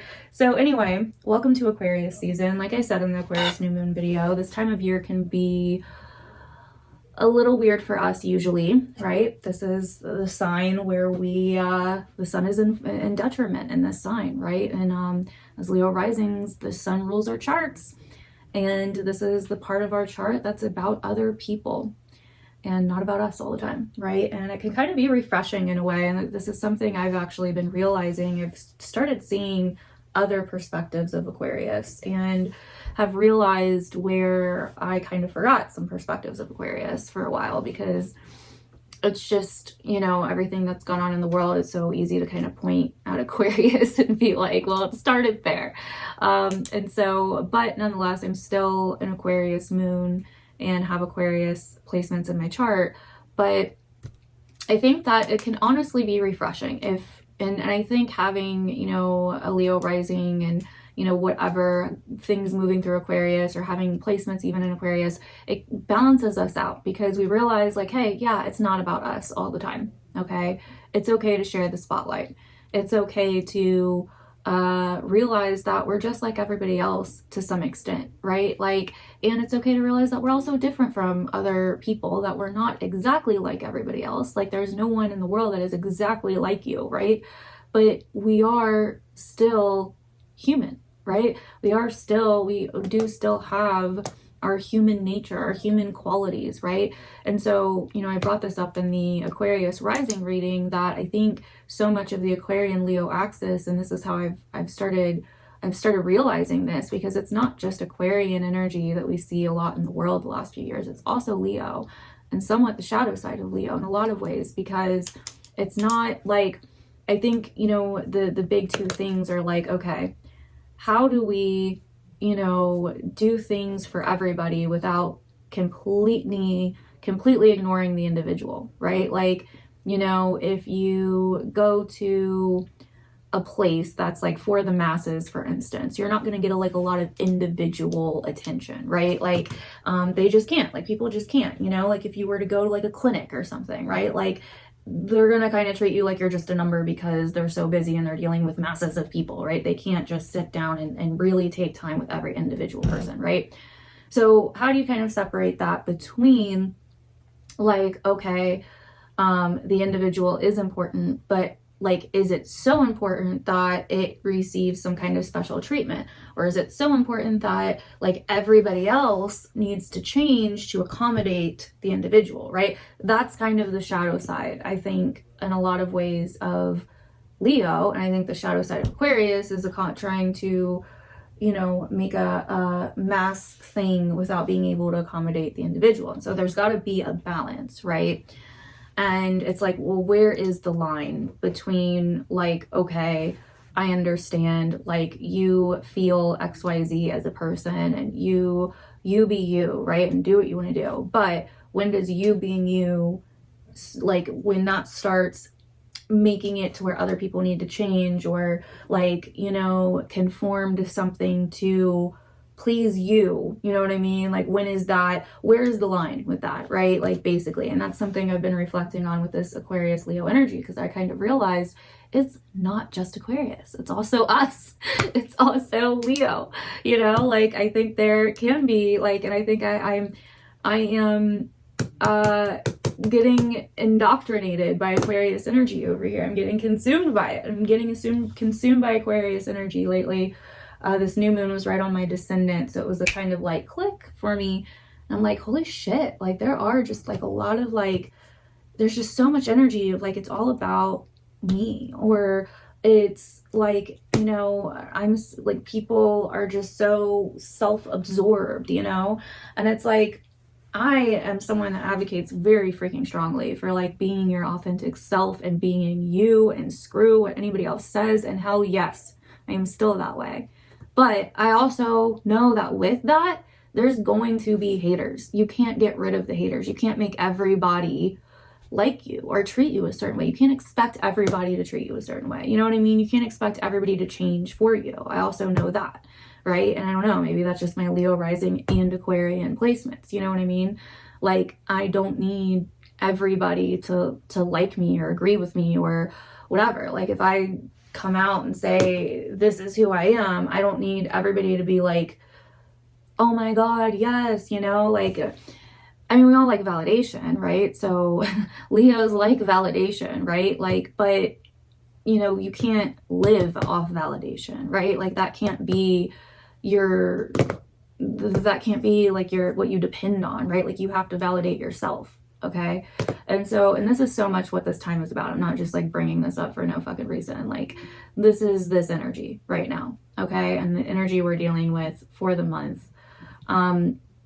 Because it is so much about like, you know, other people and relationships, with our 7th house being so activated right now, you know, and us seeing, you know, what's going on around us or with people around us. And it's just, I'm not like, even just like, this isn't just our personal relationships, although it can be that too. I'm not saying that it's not that, but it's also like, I feel like I've also been seeing it just on social media, like, and just like, you know, and the things coming up in my algorithm and shit. It's like, everything is so Aquarian, and Leo, right? And it's just like, it kind of like fascinates me. And then also I've been, reflecting, because I'm the kind of person, I don't know, because I'm very self-aware, and I do like a lot of self-development, and I do a lot of healing on myself. Like, I'm just the kind of person that's like self-reflective. So when I see a lot of fucking themes coming up, or like a pattern where I notice, like, I've heard this so many times now, regardless of where I've heard it, or regardless if people were talking to me when they said it or not, it's like, okay, I've heard that like 3 times today. Let me introspect and like see, like, is this a message for me? Is this trying to tell me something?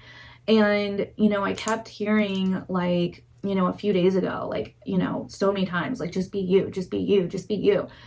And I was like, huh, is that something I need to hear? I mean, I've heard it 3 freaking times today. Is like, am I being myself?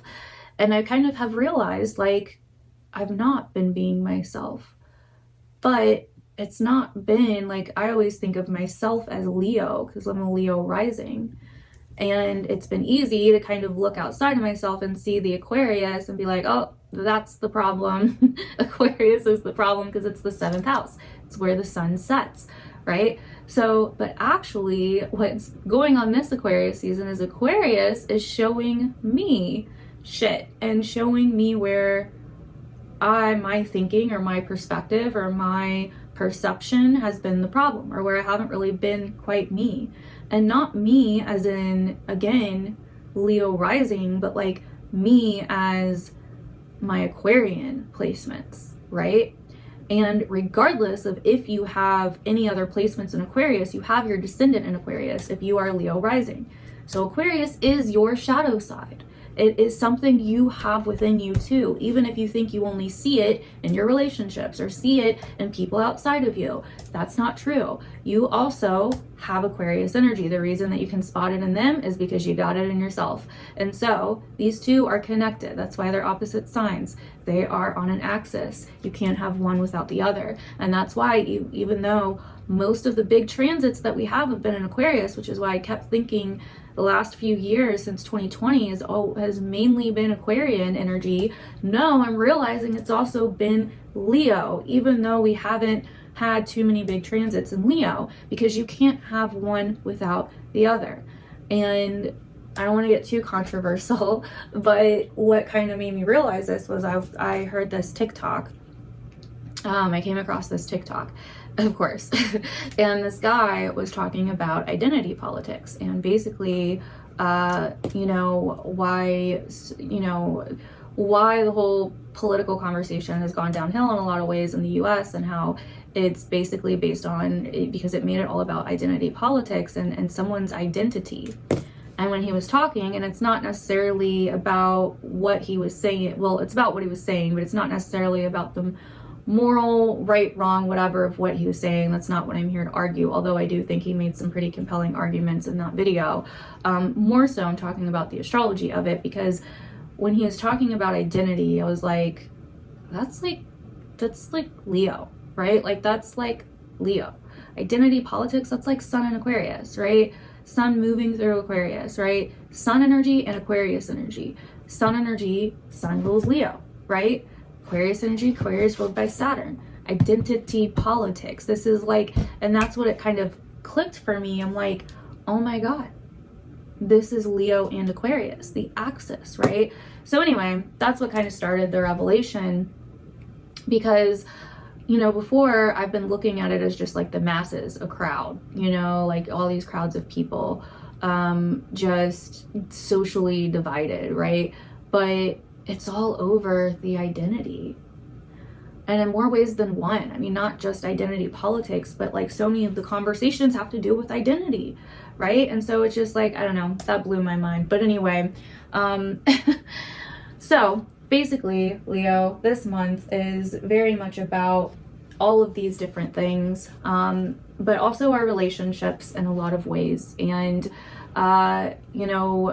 what we want versus what's good for everybody, or how we fit into other people, and how other people view us, and how we view ourselves, and what we do for others and what they do for us. Like, these are all big Leo Aquarian topics this month in February. It's the name of the game.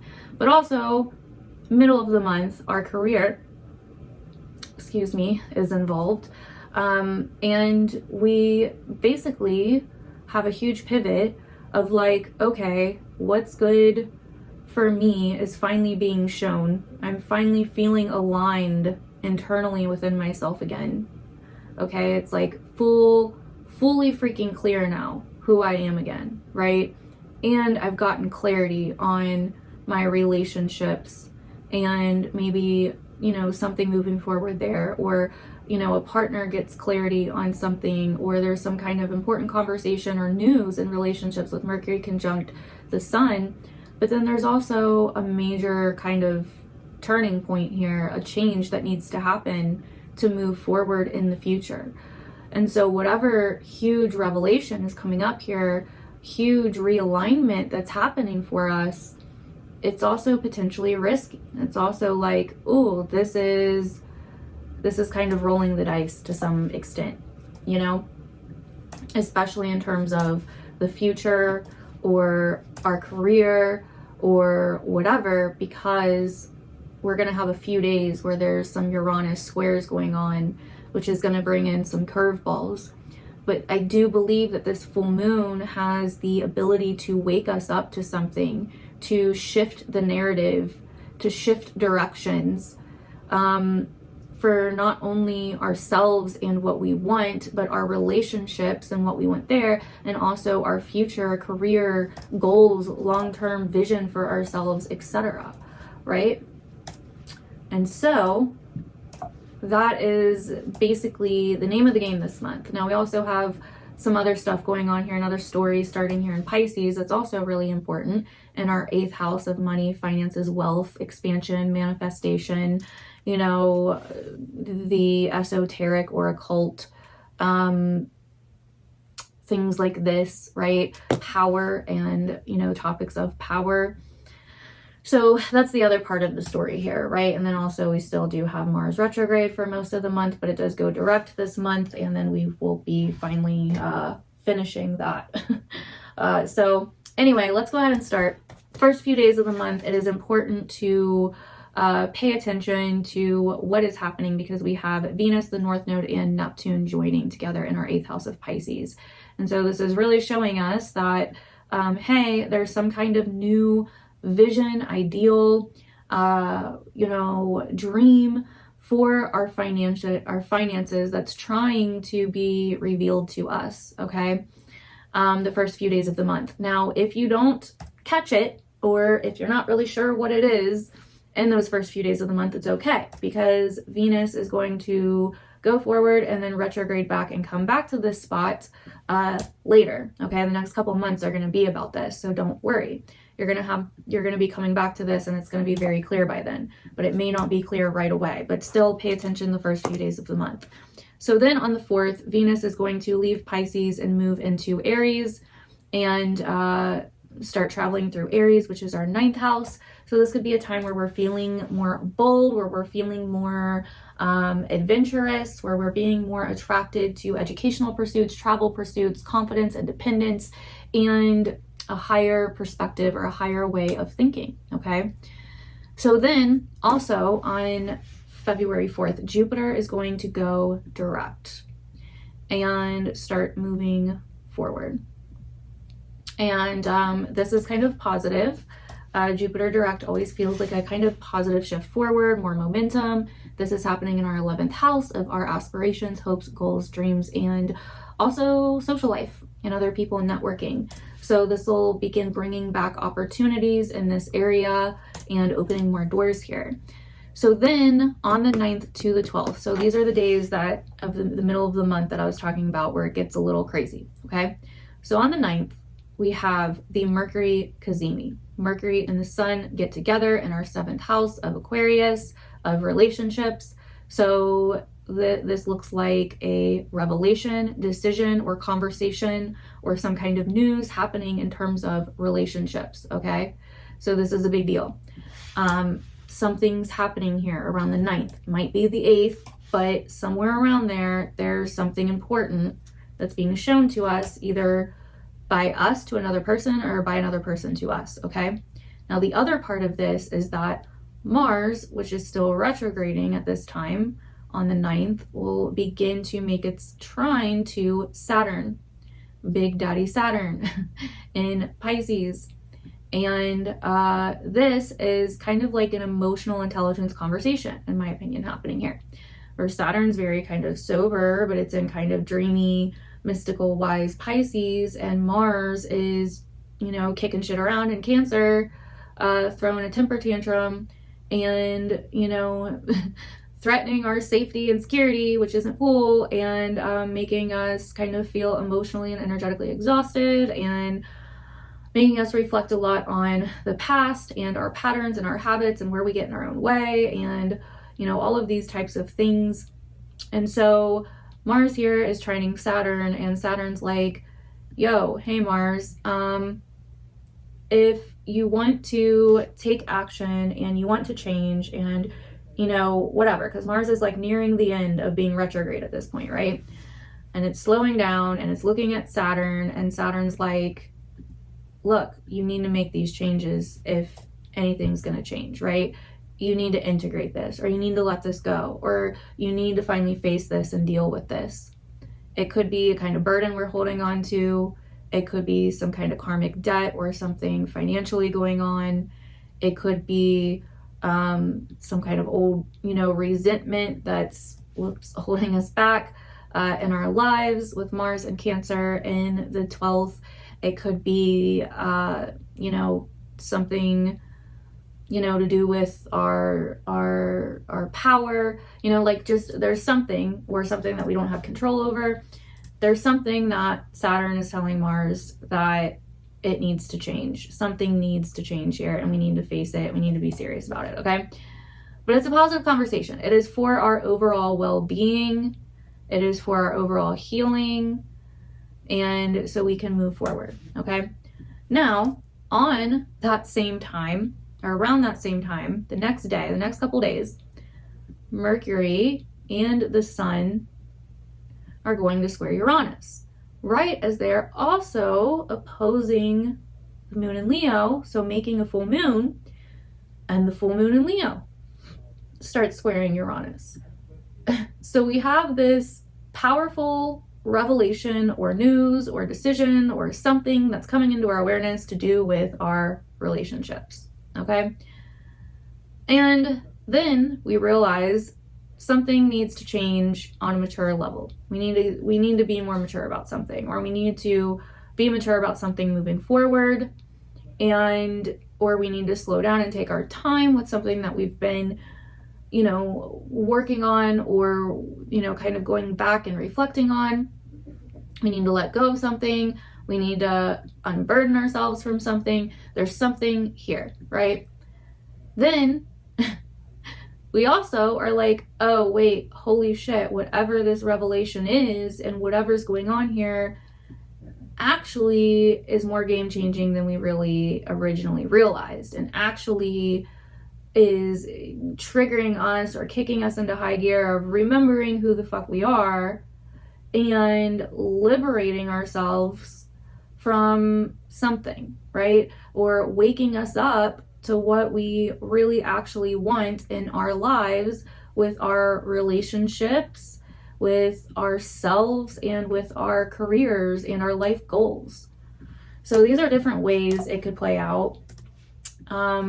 You know, there's so many different ways. I mean, if you have an idea of how this could play out already, definitely let me know down below, because I'm interested. And make sure to watch the Leo full moon video when it comes out, because I'll be going more in depth. But that's basically like the peak of the month. Like the Leo full moon is the craziest part of the month, okay? Like this is where everything kind of is like hitting a breaking point at that Leo full moon. And there's some kind of crazy realization with this Mercury Sun cazimi happening that's kind of ushering it in. And, you know, during the Mars Saturn square, and, you know, Uranus can be uncertain and shocking. And so for some of us, it's like, you know, maybe a partner makes a decision that changes the course of our future, right? Or changes the course of their career, which in turn changes the course of our future, which then pushes us to basically, you know, step into who we are and what we want and actually reveal that, right? For a lot of Leo risings, you know, with the Leo full moon, a lot of the times this is like us getting real about who we are and what we want again, and embodying that and no longer hiding it or repressing it for other people, right?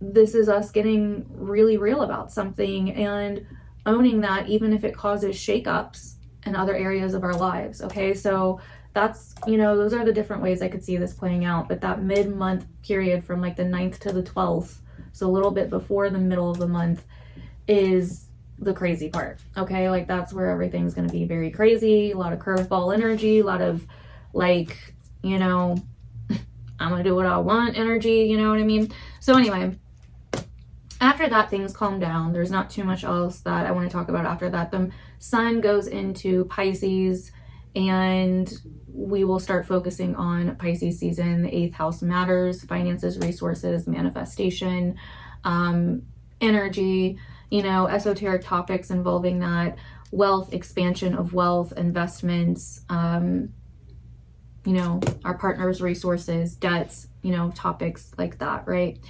So then from there, Mars will finally move direct after it's been retrograde since mid-December, which it started retrograding in our sign, but Mars will finally move forward again and stop wreaking havoc in our 12th house, making it hard for us to sleep or making us sick all the time or exhausted. And you know, it's been making it very hard to get work done since it's, you know, opposing our 6th house. I know that for me at least, it's like, damn. It's very easy to just want to like rest and procrastinate right now. And honestly, you know, it is a time where we need to be resting more and doing that. Like, you know, when I'm not filming, I am honestly being hella fucking restful because it just feels so good. Baths feel so amazing right now and can be super healing. Water can be super healing right now. Detoxes, cleanses can be so great right now, okay? But yeah, I mean, Mars will finally move direct February 23rd, and when it does, it's going to trine Mercury. So this is going to also give us some clarity about this Mars retrograde on February 23rd as it starts moving forward. So then on the 27th, we will have the Pisces new moon. And again, starting this new chapter in our 8th house sector of wealth, finances, money, debt, manifestation, and esoteric practices, energy work, etc. So that is basically February 2025. Hopefully that was helpful, you guys. Comment sexy Leo rising down below if you watched this whole thing. I appreciate you if you did. I really do. And yeah, let me know if you guys could see this resonating. I would really like to hear your feedback. What themes are you noticing come up? How does this feel like it's gonna relate to you? Let me know down below. Hopefully you guys like the more like relaxed, laid back style of video that's unedited. I want to do more videos, and I can't really do that if I have to like spend days at a time editing. It's too difficult. So anyways, thank you guys, Leo. I love you, and I will see you guys in the next one. Alrighty, Virgo rising, welcome to your February 2025 horoscope for the month ahead. I hope you guys are doing well. So, wow, it's been a powerful freaking year so far, am I right? So February, we are starting off in Aquarius season, and this for you, Virgo, is your 6th house of your health and your day-to-day routines, your job, okay? So there's a huge focus on your day-to-day life, your day-to-day maintenance. What do you do or need to do to get by on a day-to-day basis? What systems do you have in place or in store to help you or help you mentally on a mind level to get by on a day-to-day basis? These are things that are going to be coming up. These are things that you're going to be exploring. Also, what systems or social dynamics are in place going on in your work life, your job, and how is that affecting you? What's going on there right now? Okay. So this is kind of big for those topics this month. You're really going to kind of notice a huge theme around those topics. Like, this is also like how you take care of yourself, your duties and responsibilities on a day-to-day basis, how you take care of your body, your health. Do you work out? Do you go on runs? Do you have a certain diet? Do you have certain maintenance routines? And I mean, it doesn't even have to be anything crazy either. It could just be like a mindset routine or a meditation routine or, whatever the case may be. Like, anything that you do or need to do to maintain your mindset or your sanity or your body or your health internal or external health on a day-to-day basis, okay? That is very, very much what the 6th house is about, and what this month is really about for you as well.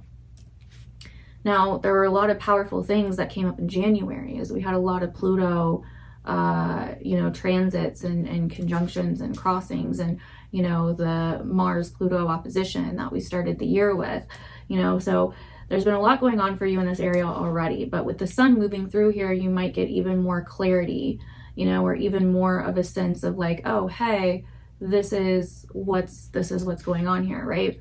So it's like, where have you been repressing your light? That's another thing that may come up here. Where have you been repressing your own vitality, or working against your own vitality, your own happiness, to try to keep up with the world, or keep up with a sense of busyness, or keep up with a sense of routines or work or whatever, but it's got you exhausted, and it's got you kind of almost working against your own self, or your own vitality, or your own sense of well-being.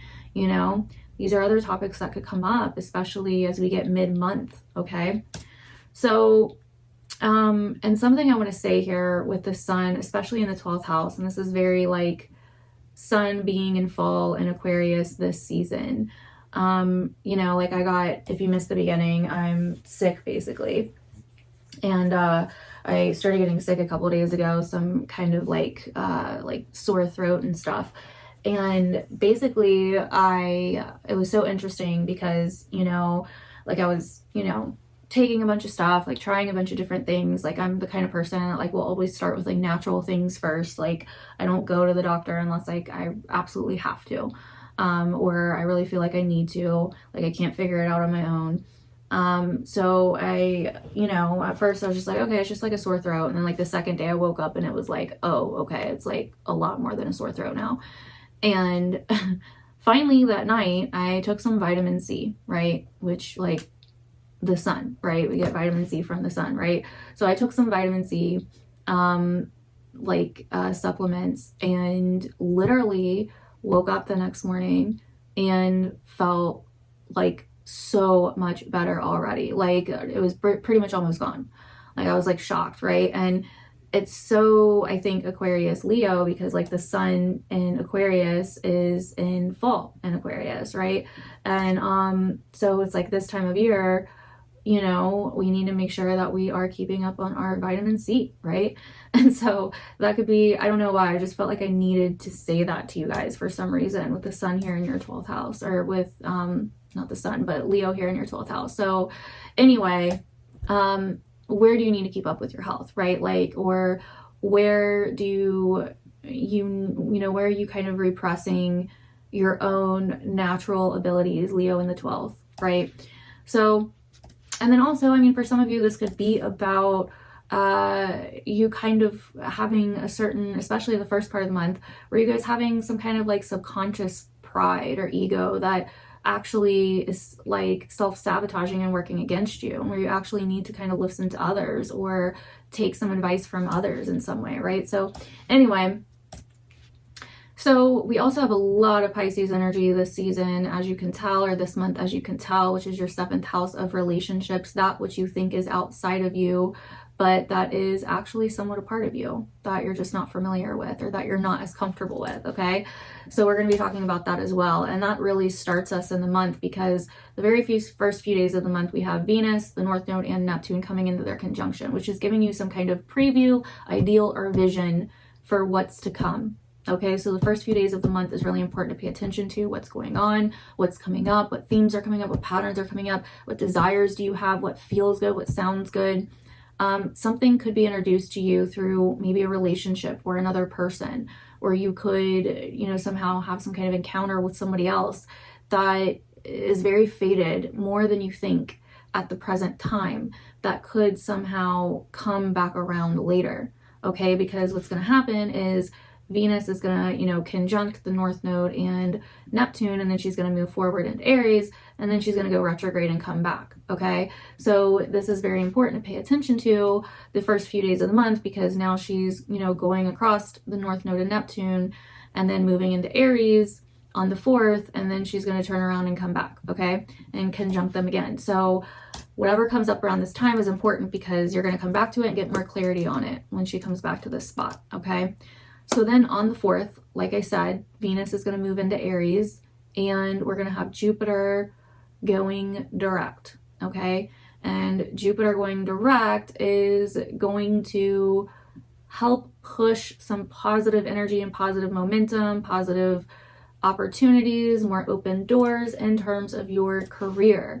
So there's been maybe something you've been reflecting on or going back on or kind of unsure about to do with your career the last few months or since October, and now Jupiter's finally moving forward again. And if it's not your career, it could be a long-term goal, it could be your future, it could be, you know, how you see your life going, the vision for your life, the idea for your life. That's going to start becoming more clear again, or more positive momentum is going to start happening there on the 4th, okay? And then Venus is going to move into Aries, like I said, your 8th house. And this is basically going to be, she's going to bring up topics of finances and lessons in terms of finances, lessons in terms of harmonization and making peace versus independence and conflict, right? Bravery, like, you know, you may start getting very ballsy or very brave or very direct about, you know, certain financial matters in your life. And you may start, you know, you may get somewhat impatient or start making some impatient moves because of that. But I will say, if that does happen and you do start really getting kind of more impatient involving, you know, financial matters, you want to be careful because, again, Venus is going to retrograde March 1st. And so whatever you start, whatever decisions you make, you're going to come back around to a couple more times before they really stick, okay? So use this time, see what's coming up. If you absolutely necessarily have to make some kind of new change or decision or whatever, obviously, like, you got to, right? It's happening for a reason, so whatever. But if you don't have to, and you're just being reactionary or trying to do something prematurely, I would say to wait, because, again, whatever's coming up around this time, you're going to come back to, okay? So then from the 9th to the 12th, we have a very interesting time period. Like I talked about, you know, it's kind of like the peak middle of the month time period, right? So what's happening is on the 9th, we're going to have the Mercury cazimi. Mercury and the Sun are getting together, coming into their conjunction in your 6th house. This is letting you know something, giving you some kind of revelation or clarity or information or some kind of decision that you may even be making to do with your health, work, and day-to-day routines or job, okay? So some kind of clarity is coming in here about that, or maybe a conversation or something like that. Now, also at the same time, Mars is going to trine Saturn. And Mars is still retrograde. And so we have Mars retrograde trining Saturn in Pisces in your 7th house. This looks like some kind of mature, wise anchoring happening here. So Mars in your 11th house has been making things difficult, especially involving networking or other people or getting support from other people or charities or organizations or friends or allies or whatever, right? But then Mars trining Saturn is, you know, like, hey, Saturn's like, hey, you know, you need to chill out. Like, you got to do it this way, or you have to take your time and do it right.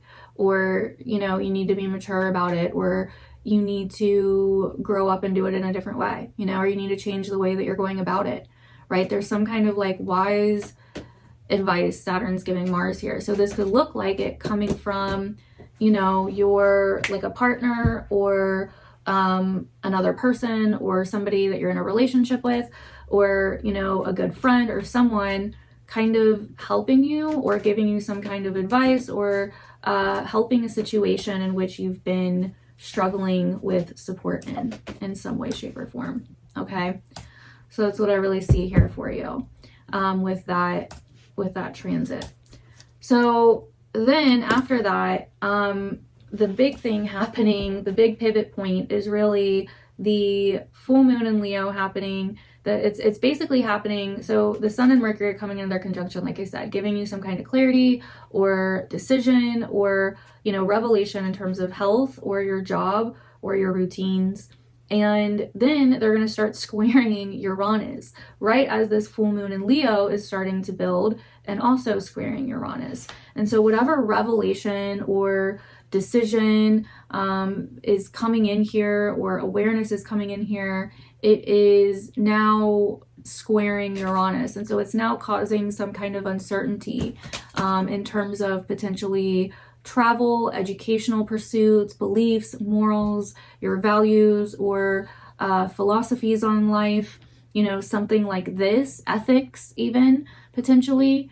And it's also getting kind of your internal world aligned, where maybe it's been a little bit unaligned or out of whack, or you haven't been really in touch with that internal part of you that's like, you know, this is what I want, this is my confidence, or whatever. Like maybe you've been repressing that part of you, or again, maybe you have, you know, not really seen it, but that full moon is really lighting it up, but also bringing, you know, some kind of uncertainty or uncertain feeling with it, or even a feeling of like, you know what, I'm doing this, or I'm making this decision and I'm going to risk it, and that's what it's going to be, right? Like something like that, or some kind of wake up call. Honestly, for a lot of you, it could even just be a wake up call, a huge revelation, and you kind of liberating yourself from maybe hiding something, or hiding something about yourself, or, you know, whatever the case may be. So that is how I could see that playing out mid-month. Those are a few ways, a few examples of how I could see that all interacting, but that's kind of the craziest part of the month. And then after that, things cool down. After that, we will have the sun then moving into Pisces, your 7th house, and, you know, kind of brings, like, you know, shining a light on your 7th house, you know, making the focus on your 7th house that much more prevalent, and you focusing on your relationships with other people. You, as a Virgo rising, learning how to let go and trust others, and learning that others, you know, aren't always going to be perfect, or, you know, think like you, or do things like you, or whatever, right? You learning how to forgive, you learning how to let things go, you know, for your own, you know, your own sense of joy and happiness, especially with the sun moving through there. It's like the more you let things go, the less stress you feel, you know what I mean? Or the more that you trust others, and the more that you allow things, the, you know, the more that you kind of receive, you know what I mean? So I don't know, there's something going on there with this Virgo Pisces energy for you, where it's like, you got to learn to kind of go with the flow, or you got to learn to kind of like sit back and relax, and, you know, not be uptight about things, or need a plan for everything, or need things to go your way all the time, or whatever the case may be, right? I talked a lot about this in your 2025 horoscope, because that's kind of the name of the game this year with like all this Pisces energy. It's like, okay, we have to learn how to let go and just be, and lean back, and you know, allow things to be what they are. Allow other people to be other people, right? Instead of, you know, projecting onto them, or needing to fix their issues, or whatever, or needing them to fix their issues, like whatever the case may be, right? Like learning to love people for who they are, learning to love people for their messiness, you know, that they don't have to be perfect, they don't have to check every box, or do things the way you do things for it to be right, right? And so I think that's going to start being a lot of the lesson at the end of the month and into March. Definitely, you're really going to start getting hit with those Piscean lessons, and so that's going to be really important. Then on the 23rd, Mars moves direct finally, and will start moving, that's not forward, whoops, start moving forward, and this is really good. So this finally stops delaying things in terms of your support with other people, or you know, your social life, friend groups, organizations, institutions, not institutions, but organizations, charities, your network, you know, networking. Mars moving direct really kind of stops delaying things and making things as difficult there, and starts giving you clarity around those things. So if you've been struggling in that area will start moving forward on the 23rd, okay? And when it moves forward, it's also going to trine Mercury, which will then be in Pisces. And so I think it's going to give you a lot of clarity on what this retrograde has been about, and also a lot of clarity again on trusting, right? And having faith even when you feel like you need all the details, right? Holding the energy is what they call it in the manifestation world. Holding the energy even when there's no evidence, okay? So then on the 27th, we are going to have the Pisces new moon officially starting the new chapter in your 7th house of Pisces. And yeah, so that is your month, Virgo risings. Let me know down below if you feel like this resonated. Comment sexy Virgo rising if you watched your whole horoscope. I appreciate you if you did. If you feel like you could see a lot of these things happening, definitely make sure to let me know about down below. I'd really love to hear how you think that these things are going to be coming up in your life, or why you think they're going to be coming up in your life, where these things could like kind of fit into things that are already happening. I love to hear your feedback. Thank you guys so much for watching, and I will see you guys in the next one. Alrighty, what is up, my lovely Libra risings, and welcome to your February 2025 horoscope for the month ahead. This is a somewhat quick overview for February for you, for what's coming and what I think some of the top focuses this month are going to be for you, and what it seems like the story unfolding here is, especially as we lead into March, because March is a huge mother effing month. Okay, it's huge. You don't want to miss it. Okay, you're probably not going to miss it because it's going to be like right in your face. So okay, so basically for you this month, we have a very large focus, it appears here, on your 5th house sector, right, of Aquarius. And this is really interesting, right? The 5th house sector is what you really love. And that can be people, that can be your kids, that can be entertainment, that can be hobbies, projects. Like, where's your heart, right? What's authentic to you, and where is your heart? And where do you feel somewhat like you relate with others for the things that you love, but where do you also feel like you are somewhat rejected by others for the things that you love? This month can really bring up topics of parenting. This month can bring up topics of things that you really enjoy or that matter to your heart, that matter to like your heart and soul, that are popular or unpopular. This month can bring up the topic of children, sexuality, dating.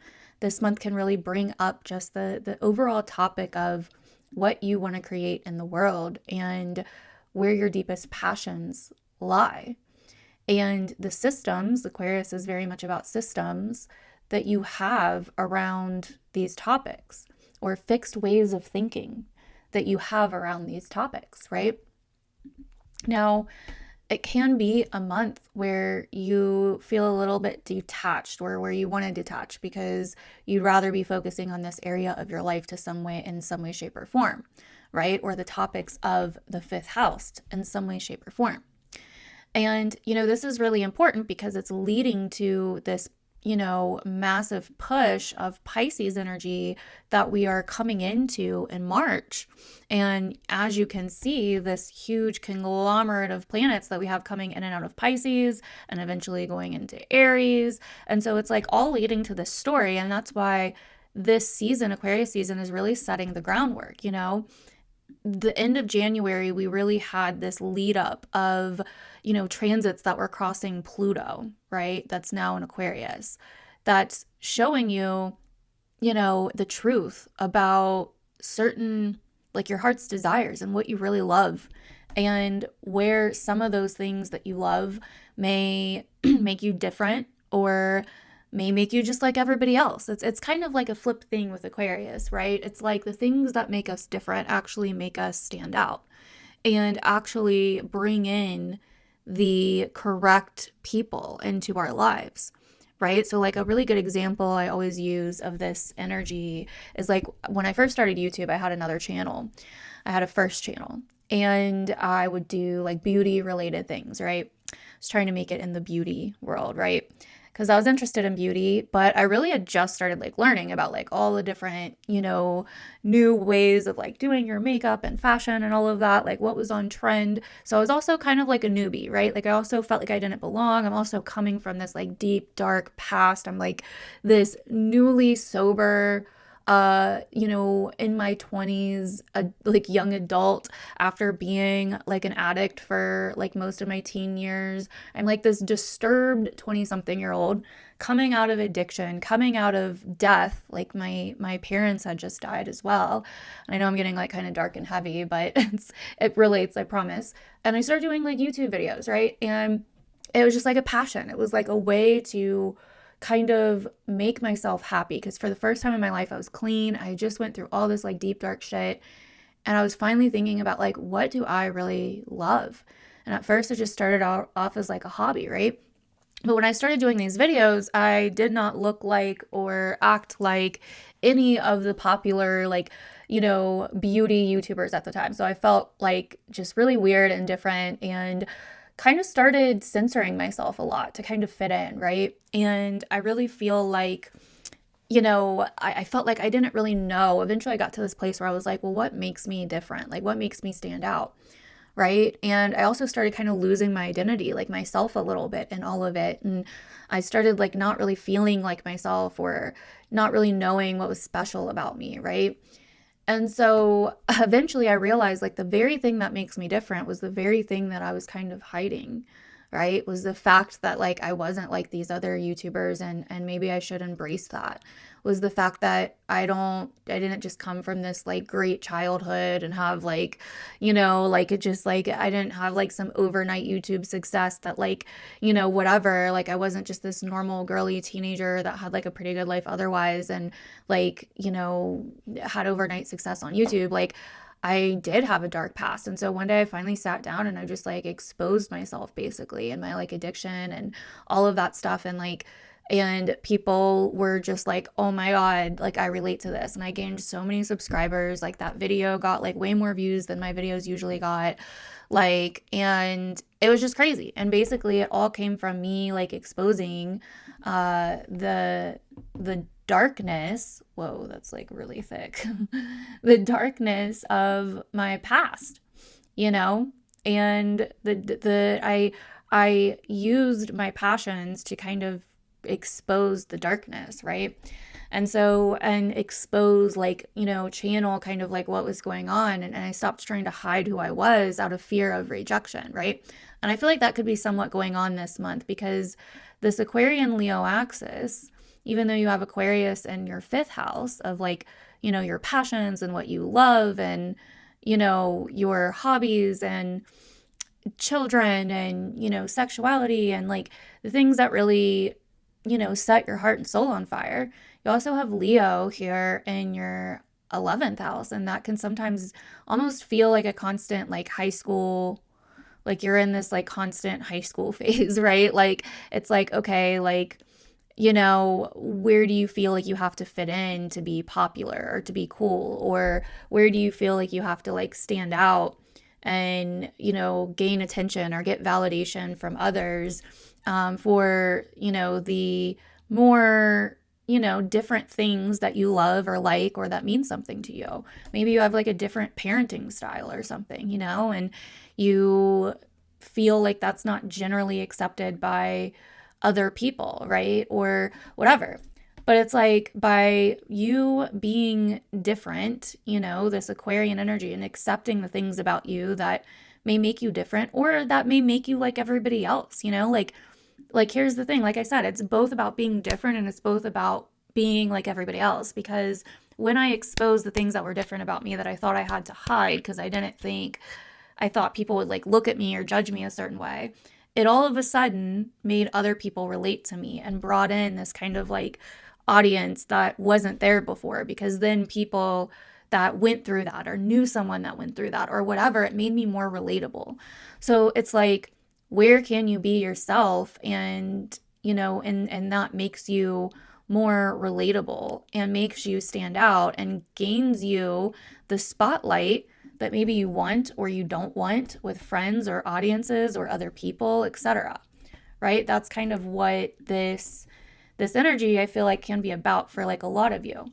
Or maybe you have just this different hobby or this different form of entertainment that is, like a little bit weird. Or maybe you've been, normally you try to act like, you have this like really big dramatic life to like friends or to your, and, on your social media or like whatever, but really like you're just like everybody else in some way, like, and maybe exposing whatever it is that's hiding here in Aquarius actually ends up helping you feel more authentic when it comes to, other people in some way, right? And so, like I said, we also have all of this Piscean energy, and this whole month is setting the stage for March, where we have, all these retrogrades in Aries and Pisces and all these nodal things happening. And like the first, 3 days of the month, we really have all of this stuff going on with Venus, Neptune, North Node, which is an important time to pay attention to because something's happening here that's going to come back around.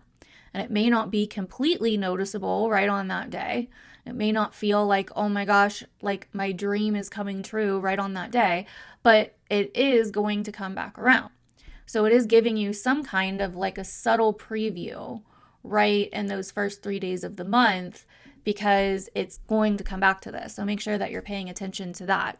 And it has something to do with this Pisces 6th house theme of your work, your health, and your day-to-day, chores, rituals, routines, duties, responsibilities, your day-to-day maintenance, how you take care of yourself, your body, your health, your life, what you have to do to keep up with your life, right? And to make sure everything's taken care of. And this year is so much about that area of life, your health and the maintenance of your life, and making sure that you are healing these areas, that you are, being more potentially spiritual or creative or imaginative in these areas, that you are healing from the inside out, that things in your life, your routines, your job, your day-to-day duties and responsibilities, like, do they really align with you on like a soul level or internally, right? And I think that's what so much of this year is going to be about for you and what you're going to be focusing on.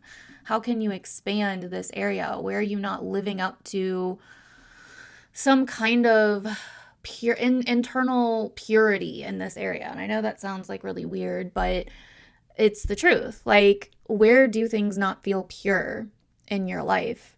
And certain habits, certain things that you're doing on a day-to-day basis or participating in, work, certain routines. The Virgo Pisces axis, where the nodes are now, is very much about purity, whether it be physical purity with Virgo or internal purity with Pisces, right? Like inside out, emotional, internal, intuitive purity, right? And so that's so much what this year is going to be about for you, and what March is going to be about for you. And so pay attention to what starts this month, because it really is a reflection period, right? So the next thing that we have happening is on the 4th, Venus is moving into good old Aries, your opposite sign. Now, this is really interesting for you as a Libra rising, because Venus is your chart ruler, right? She is the queen of your chart as a Libra rising. So Venus moving into, your opposite sign of Aries is out of her nature, because it's your opposite sign. So she's kind of like, this is a little edgy, right? Like Venus is attraction and beauty and harmony and peace and things that feel good and that are peaceful, right? And that look good as well. And Aries is like this meaty, feral, like warrior, right? And so she's like moving into the sign of the warrior, and where she's wanting kind of this like, nice, beautiful, peaceful dinner, right? I don't know why this is just like the metaphor that's coming to me. It's kind of like when Khaleesi in Game of Thrones meets the one guy. I can't remember his name, but I mean, she gets sold to him basically, right? The guy and his like tribe of people or whatever. And they're very different, right? Like she's like basically this like princess, or lives this like rich, wealthy life. And then she gets sold to this guy, and they're very like, jacked and, live very, very differently. And she's like kind of with these like warriors now, right? And she has to like basically figure out how to adapt, right? And so it's kind of like that. Venus is moving into this space and she's your ruling planet. So you're definitely going to feel this. Now, how that plays out for you is you're likely going to be more focused on your relationships. Now, and whatever I say about this can also be true for you too, because Venus is your chart ruler. She's your ascendant ruler. So Venus in your seventh in Aries could bring up potentially almost getting off on conflict in relationships or with other people, like actually having the desire to be feisty, actually having the desire to be kind of feral, and actually having the desire to be confrontational and bold and edgy, right? Now that could be you or the person you're in a relationship with, or you could just be noticing it in other people in your life a lot. Either way, there's something here where Venus merges with Aries energy because she kind of has to. She's an Aries house, basically. And so she has to kind of be like, she has to get down with the sickness, basically, right? She's got to get down with the conflict. She's got to get down with the controversy. She's basically got to be like, okay, like, let's get it on, bad bitch energy, right? Badass energy, right? It's that kind of energy. Like if I have to be more feral, if I have to be a little bit ratchet, like watch me, And so there can be this kind of like instigation or impulsive energy that we can start to find somewhat attractive, right? This is a fiery Venus now, right? Where we can start to find that more attractive or, whatever. But we all do also have to remember Venus is in detriment here since she doesn't like to be here. So if we act impulsively or we poke people too much, this can really go wrong and come to bite us in the ass because, again, Venus is in detriment here. So she may find it attractive and she may have some fun here, but she can also, again, she's basically a princess in a warrior's den. She can also get herself into some trouble, right? And so you just kind of have to remember that. It's not the end of the world. Venus goes through Aries every year, but it is kind of a time where you do have to be a little bit more, you will find that feistiness either more attractive or unattractive. I mean, it could go either way because she's in detriment, right? So we can get down with the sickness or we could feel like, we're kind of pushing away that Aries energy. Either way, there will be more of these Aries vibes of like taking action and conflict and being somewhat impulsive and, finding ways to be more edgy or just feeling more edgy or feeling a little bit more fiery. And this could definitely be playing out with people in your life, relationships, or even just yourself, right? So now the other part of the 4th of February is that Jupiter goes direct, right? So Jupiter finally starts moving forward again after it's been retrograde in Gemini in your 9th house. So I think this is a positive push forward. If you've felt a little bit like things have not been really moving forward in terms of your belief systems and educational pursuits, travel pursuits, or there's whatever, like your mindset or your philosophies on life or the bigger picture and how you look at your life and whatever, that's going to start moving forward. And that can be somewhat beneficial for you. With Jupiter being in the 9th house, it can bring more opportunity here. It can expand your mind more. And so, so that's the other part of February 4th. I don't think that's going to be too crazy for you just with it being in your 9th. But it does rule your 6th house where, again, we have a lot of these Pisces transits happening. So it can affect that a little bit as well, just being that we have so many Pisces things going on. So the other thing, the biggest part of the month that I really want to talk about and seems to be the biggest, story of the month with these horoscopes is that on the 10th, we will have, on the 9th, we're going to have the Sun and Mercury coming into their conjunction, making what we call in astrology a cazimi. So we're going to have the Mercury cazimi happening in the sign of Aquarius, again, your 5th house. This usually indicates that something is realized or something comes to the surface, something comes to the light. There is some kind of awareness being put on something on the 9th that is important. You could potentially feel it on the 8th or notice it on the 8th, but definitely likely by the 9th, at worst the 10th, there's something here coming to your awareness about your 5th house area. Again, love, children, entertainment, sexuality, dating, potentially even your love life or whatever, right? Hobbies that you have. Now, here's the thing with this, right? There's something, this could be either a revelation that you're having, this could be an announcement, this could be information that you find out. There's something here coming to your awareness around this time. Now, it likely could potentially have to do with your 11th house of other people, or your networks and friend groups, etc. So that could be something, since it is the sun and the sun rules Leo. Or it could have to do with, because it's Aquarius, your 6th house of Pisces, work, health, day-to-day routines, something along those lines. But either way, it's definitely going to have to do with, again, children, your love life, your heart's desires, hobbies, passions, entertainment. There's something here that you're finding out, right? Now, this is an important cazimi, because as this cazimi is happening, we also have the Mars-Saturn trine happening. Mars is still retrograde in the sign of Cancer in your 10th house. And Saturn is here in your 6th house of Pisces, right?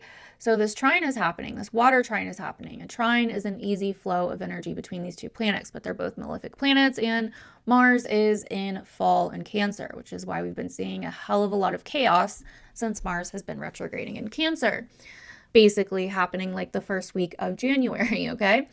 In your 10th house of career, your future, your long-term goals, your vision for your life, right? Bosses, authority figures. Definitely could be a lot of frustration that's coming up that's triggering your health, job, and day-to-day routines in some way, right?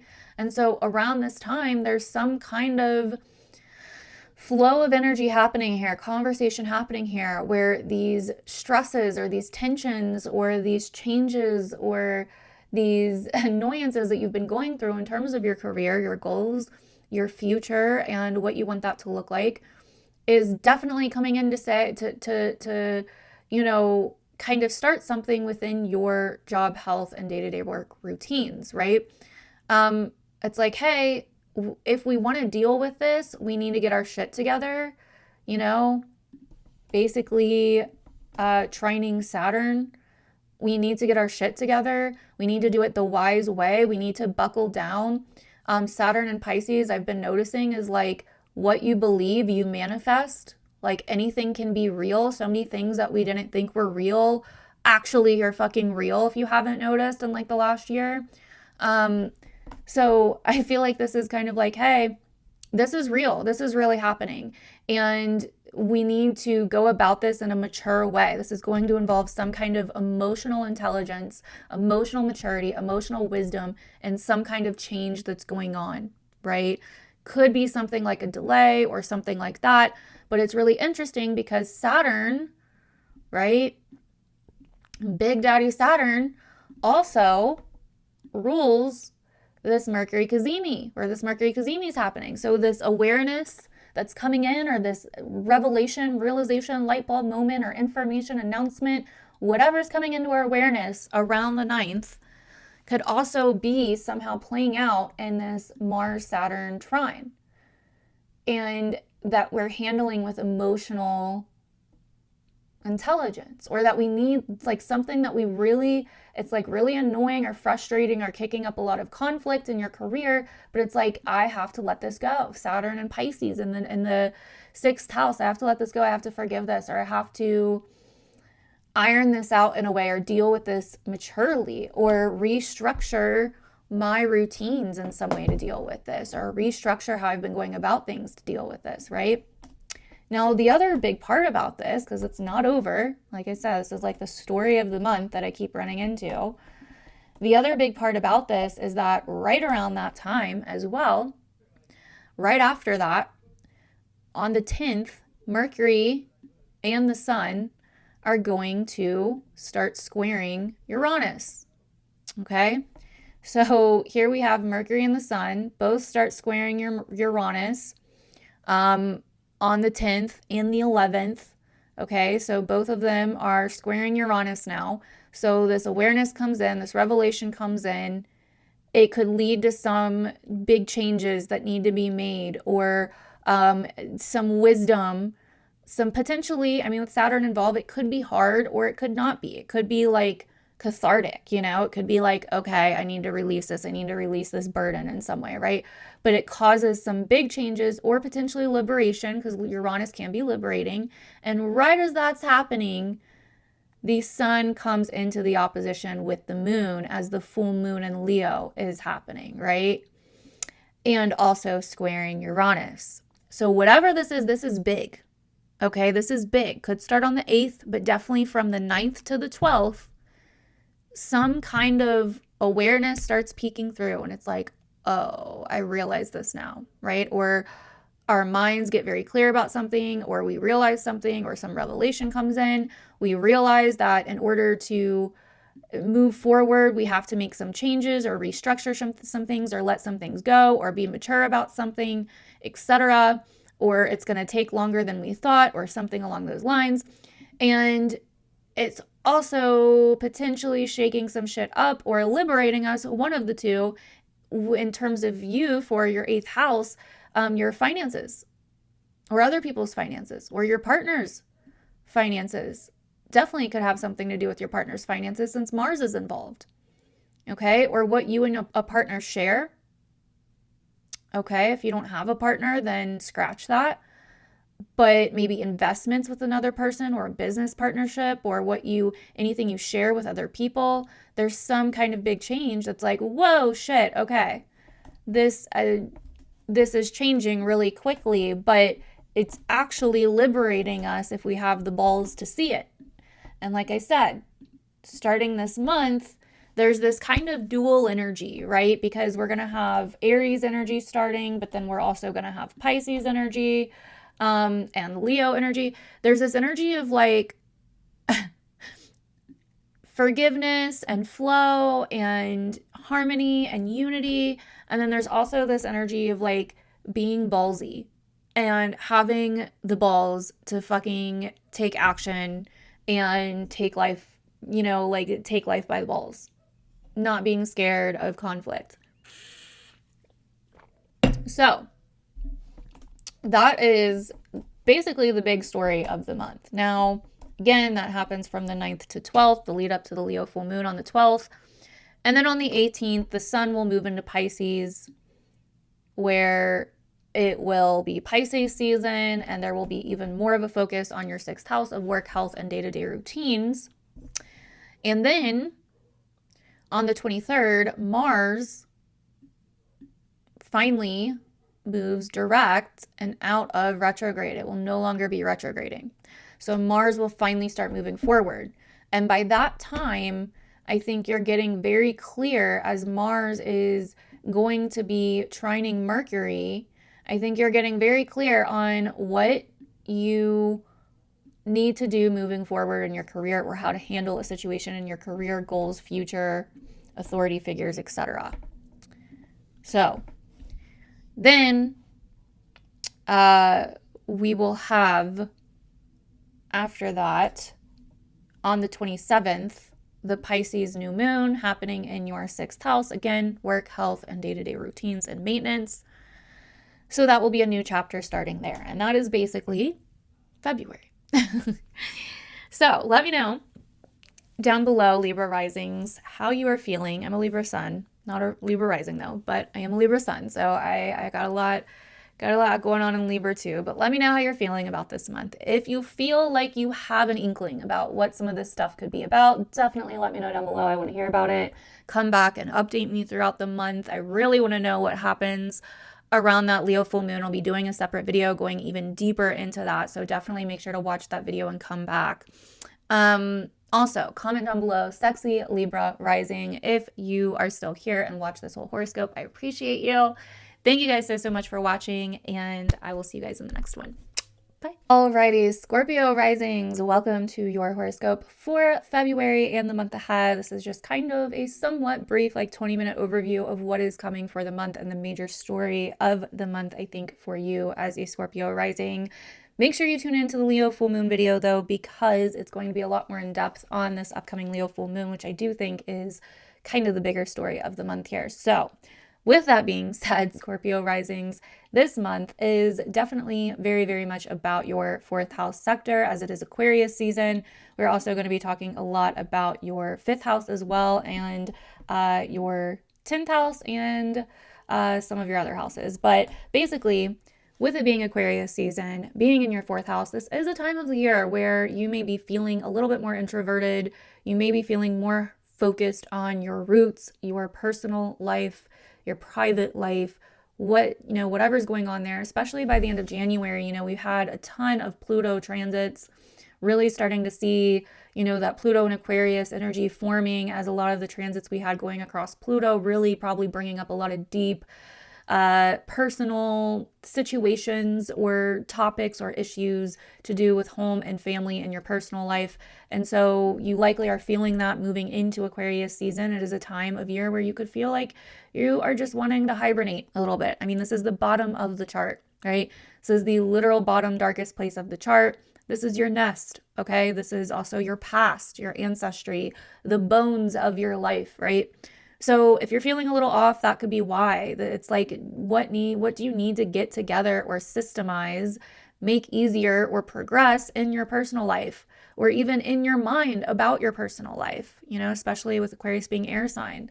Like, what is messy or not making sense or just not jiving in your personal life, whether that's your home, your family, your roots, where you come from, like your whatever it is, your private life sector, whatever feels kind of private and personal or more secretive that you're not really just wanting to announce to the world or show the world, right? Like, what do you need to kind of figure out here? What's going on here, right? Sun's kind of shining a flashlight in here, like, hey, Scorpio, this is where you need to focus. And by focusing there and, cleaning some stuff up or figuring out what you need to focus on there, you could feel a lot better as we, move out of Aquarius season later this month. So just like allow yourself to feel a little bit different around this time, right? Allow yourself to kind of deal with whatever you need to deal with in the home and family department. Don't, put too much pressure on yourself to be doing a ton of other things right now. Right now, as you can see, most of the transits and the planets this month are all kind of down here in this part of your chart. So it is really a time that is more so focused on your internal world, right? Your family, home life, personal life, and your fifth house of children, parenting, your love life, what you actually love and what actually means something to you, what your heart actually desires. And, right now it's more about that. It's more about matters that are close to your heart and that are personal and that are private and that are familial. Like this is kind of the name of the game right now. Now, with that being said, obviously we will have, Leo energy coming into mid-month, kind of pulling your focus back up to your career. But that's going to be from a more integrated place by that point, right? The sun will be kind of integrated with Aquarian energy by that point. You will be realizing by that point, February 12th is when it happens. There will be more kind of solved or known at least, and more situated by that point for you to kind of be able to focus on, your future and what changes need to be made there by that point in time. Okay. So anyways, let's go ahead and get into it.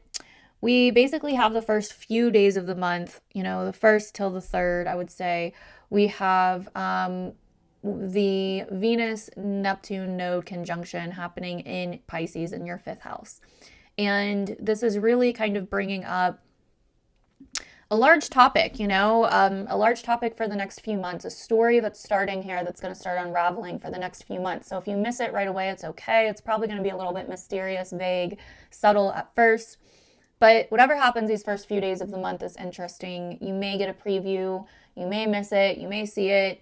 Who knows? But it's going to come back around because Venus is going to come back in retrograde here. But it has something to do with your affairs of love, right? Your heart's desire, what, who, how you love, basically. The fifth house really deals with, the matters of the heart, creativity. That's why it rules children, right? Parenting. That's why it rules your love life. If your love life has been feeling a little stale, this could definitely be a great time to kick back on the fantasy or go on like a really romantic, fantastical date night that's really alluring and just like, bring it, like that's like really like kind of putting you like that's like almost got you like spellbound again, right? Or getting lost in like a good book or a good like fantasy novel or something, or getting lost in like your own art, or like this is very much like the fifth house, right? And anything to do with like children as well. But this is going to be a very creative time for you. And not just any kind of creative, like creative from the soul, like inside out creativity where you almost feel like possessed by like a muse or something. But if you don't really catch it right away, it's okay, because it is gonna, Venus is gonna move forward and then retrograde back next month in March. So don't worry. But it's still, nonetheless, I wanted to bring it up those first 3 days because it definitely can be somewhat noticeable. Okay, so then on the 4th, Venus will move into Aries, where she will be in your 6th house of work, health, and day-to-day routines. Now, this is really interesting. I want to say, as a Scorpio rising, if you are, working or employed for someone else, at least, you may have been dealing with some issues potentially with work, health, or day-to-day routines regarding like ethics or philosophy or education or travel, something like this, morals and values of the company you work for or your own versus theirs, just because Mars has been retrograding in your 9th and Mars rules your 6th house and also is your chart ruler as well. So whatever Mars is doing, you're going to feel, you know what I mean? Because it's your chart ruler. So if you've been dealing with some frustrations here, or it's felt like a time where you've been dealing with some conflict in work, health, and day-to-day routines, this definitely, with Venus moving here, it could somewhat help, but Venus is also in detriment here. So what this can do is it can make you feel a lot more attracted to taking action on health-related things, which could be a good thing, like getting into shape or going to the gym or like, other exercise or other ways of like taking care of yourself and your body. It can even be beauty related things like getting back into some kind of beauty routine or, like getting a waxing or, paying more attention to your skincare or like whatever. But also it can somewhat cause friction in terms of like coworkers, employees, things like that. It can make controversy feel very alluring and attractive, right? Conflict feeling very alluring and attractive. Like Venus is kind of in like devious bad girl energy in Aries, right? And I know we all kind of have a certain perspective on like, or a certain perception of like bad girl or like bad bitch energy. Like, yeah, like love it, right? But Venus is also in detriment in Aries. And so this can come back to bite us very easily if we're not careful. Or you may even notice like those, like if, let's say it's not necessarily you popping off with your coworkers, let's say it's coworkers popping off with each other, you may notice that like it doesn't go well for them very quickly, or there is a downside to it or a consequence or a cause and effect that happens very quickly because Venus is in detriment in Aries. And so yes, that can be tempting and alluring and attractive. And it is a good time to kind of take action on the things that you desire or that you really want, even if they're controversial. It is a good time to have bigger balls, okay? And this is the time that we're moving into this year. This year is very funny because we're kind of in between this like flowy Piscean, like just go with the flow and trust and faith and like woo-woo kind of time. And we're also in between this energy of like, have bigger balls, like fucking go for it, make big bold moves, like do what you want kind of energy, like being controversial by just taking quick action and not giving a fuck, right? And so it's like two very different energies that we're in between of this year. And you could definitely be feeling this where it's like you know, I just want to like get lost in this like fantasy book or this like guy that I'm dating and like whatever. But then there's also like this like, and I'm gonna kick ass at work, you know, like at the same time. And so it's gonna be really interesting. But either way, this is Venus moving into your 6th house, so just kind of be on the lookout for that. And yeah, so with that being said, you know, Mars is still retrograding until the end of this month as well in your 9th. And I talked about this more in depth in your 2025 horoscope for the year ahead. I've seen a lot of Scorpio risings that I've done like personal readings for, like, you know, moving to like a different country or coming back from another country or like whatever. So if there's like a lot of changes going on with like traveling or where you feel like home, basically, right? Like it's like your 9th house is in Cancer. So it's like trying to find your home, right? Or where you feel comfortable or, you know, whatever the case may be. Or it could be potentially challenging. Maybe you're dealing with like laws or regulations or ethics or legalities to do with travel or to do with like clashes of ideologies or philosophies, and that could also be somehow affecting your, you know, work or your day-to-day routines or job or whatever. And so, so something like that could be going on as well too. But again, Mars will start moving forward by the end of this month. And I think there will be a lot of clarity that comes with that, and with Mars being your ruling planet as well. Now, on top of this, we also have Jupiter moving direct as well on the 4th. So this is like really positive. I think that, you know, Jupiter's been retrograde since October, and Jupiter's the great benefic, although it is in detriment in Gemini. So it's not that great here. Brings a lot of confusion with information and all of that.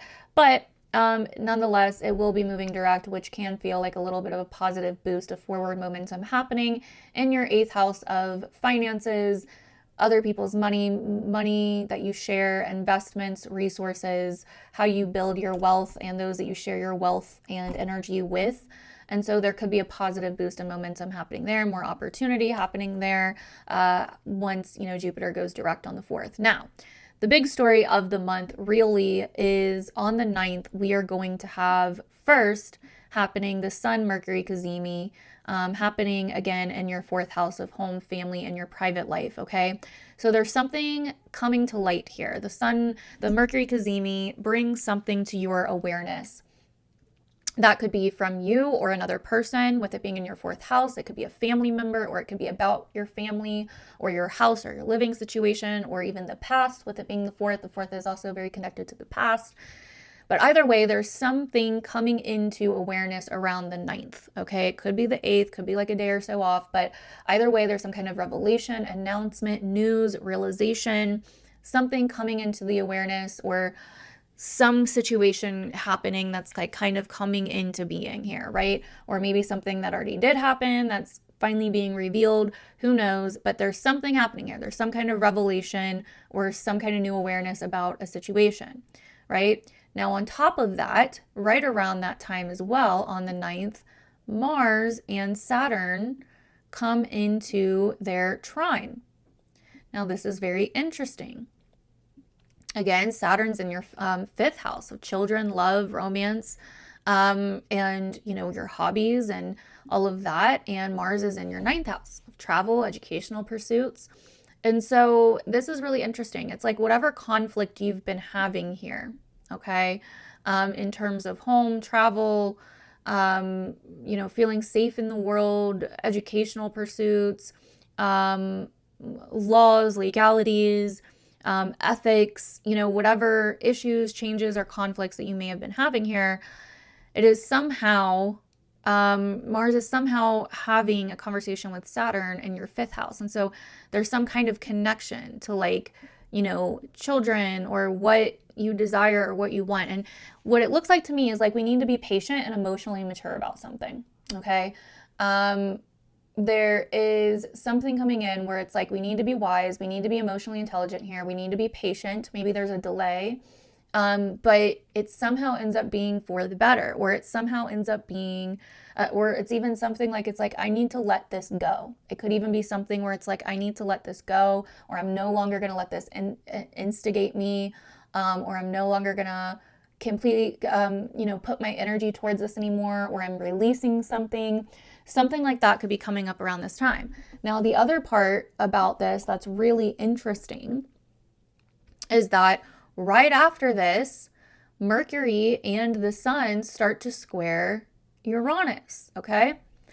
Now, what's really interesting about this is that, as this is happening, the moon goes into Leo, right? And starts opposing the sun around that same time, which makes a full moon in Leo squaring Uranus.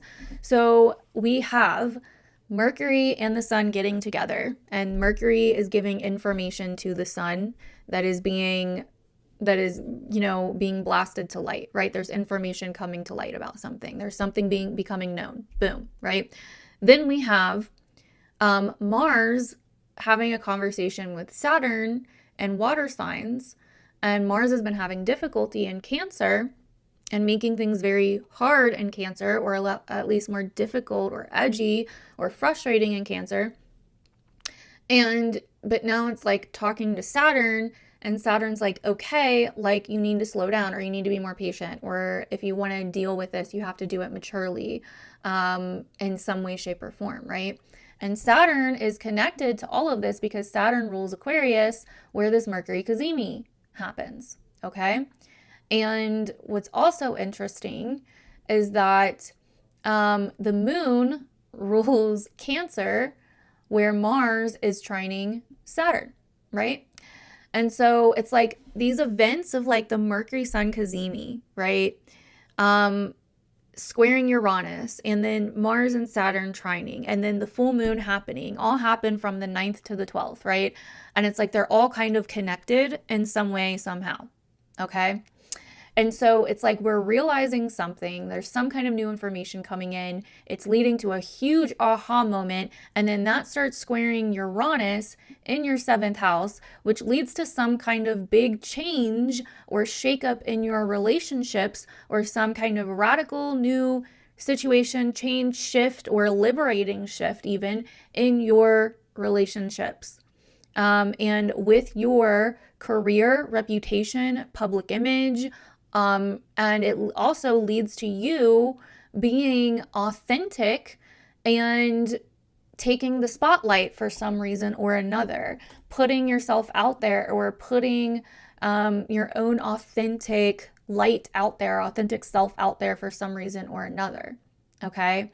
And potentially, because Aquarius energy is kind of like, we don't want to make it all about the individual. Leo's like, no, this is all about the individual, right? And so you could be coming out there and being like, I am coming full swing out. I'm going to be myself. Or you maybe realize where you've been kind of repressing who you are to kind of fit into like a family thing, or to fit in because of something that happened in your childhood, or whatever the case may be. And you're like, nope, like, I'm going to do this with integrity. I'm going to put myself out there. I'm also going to do it and be mature about it and have integrity and honor about it. But I'm going to be me, or I'm going to shine.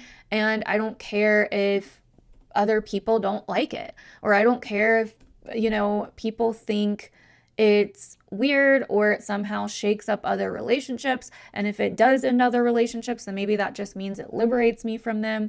That is how I'm kind of seeing this so far. It's like all this like build up to this Leo full moon that squares Uranus, with Mercury and the sun basically, coming into their cazimi, and Mars and Saturn trining. And so it's all just really interesting. And so usually as we get closer to the energy and I start like really feeling the vibe of it, I'll be able to talk more about it in depth. That's why my Leo full moon video is definitely going to be one that you don't want to miss, because I'll definitely be able to get more in depth with it.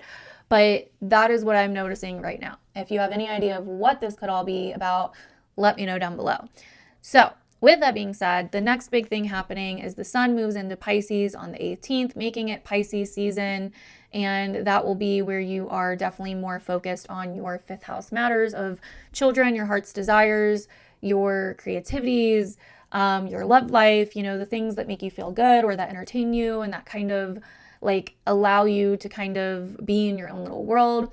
And then also on the 23rd, we finally have Mars going direct and moving forward. And so, I mean, it'll still be in Cancer for a little while longer, a couple more months, but it'll at least be moving forward and it won't be retrograde. And so if you've been dealing with delays, setbacks, issues, again, in travel, educational pursuits, legal pursuits, etc., or with your work, health, and day-to-day routines in some way as well, if it's been feeding into that as well, you will finally be able to gain some forward momentum there, and things will also start making more sense because Mercury will be trining Mars as Mars starts moving direct, okay? Even though Mercury will be in Pisces, where it is in fall as well.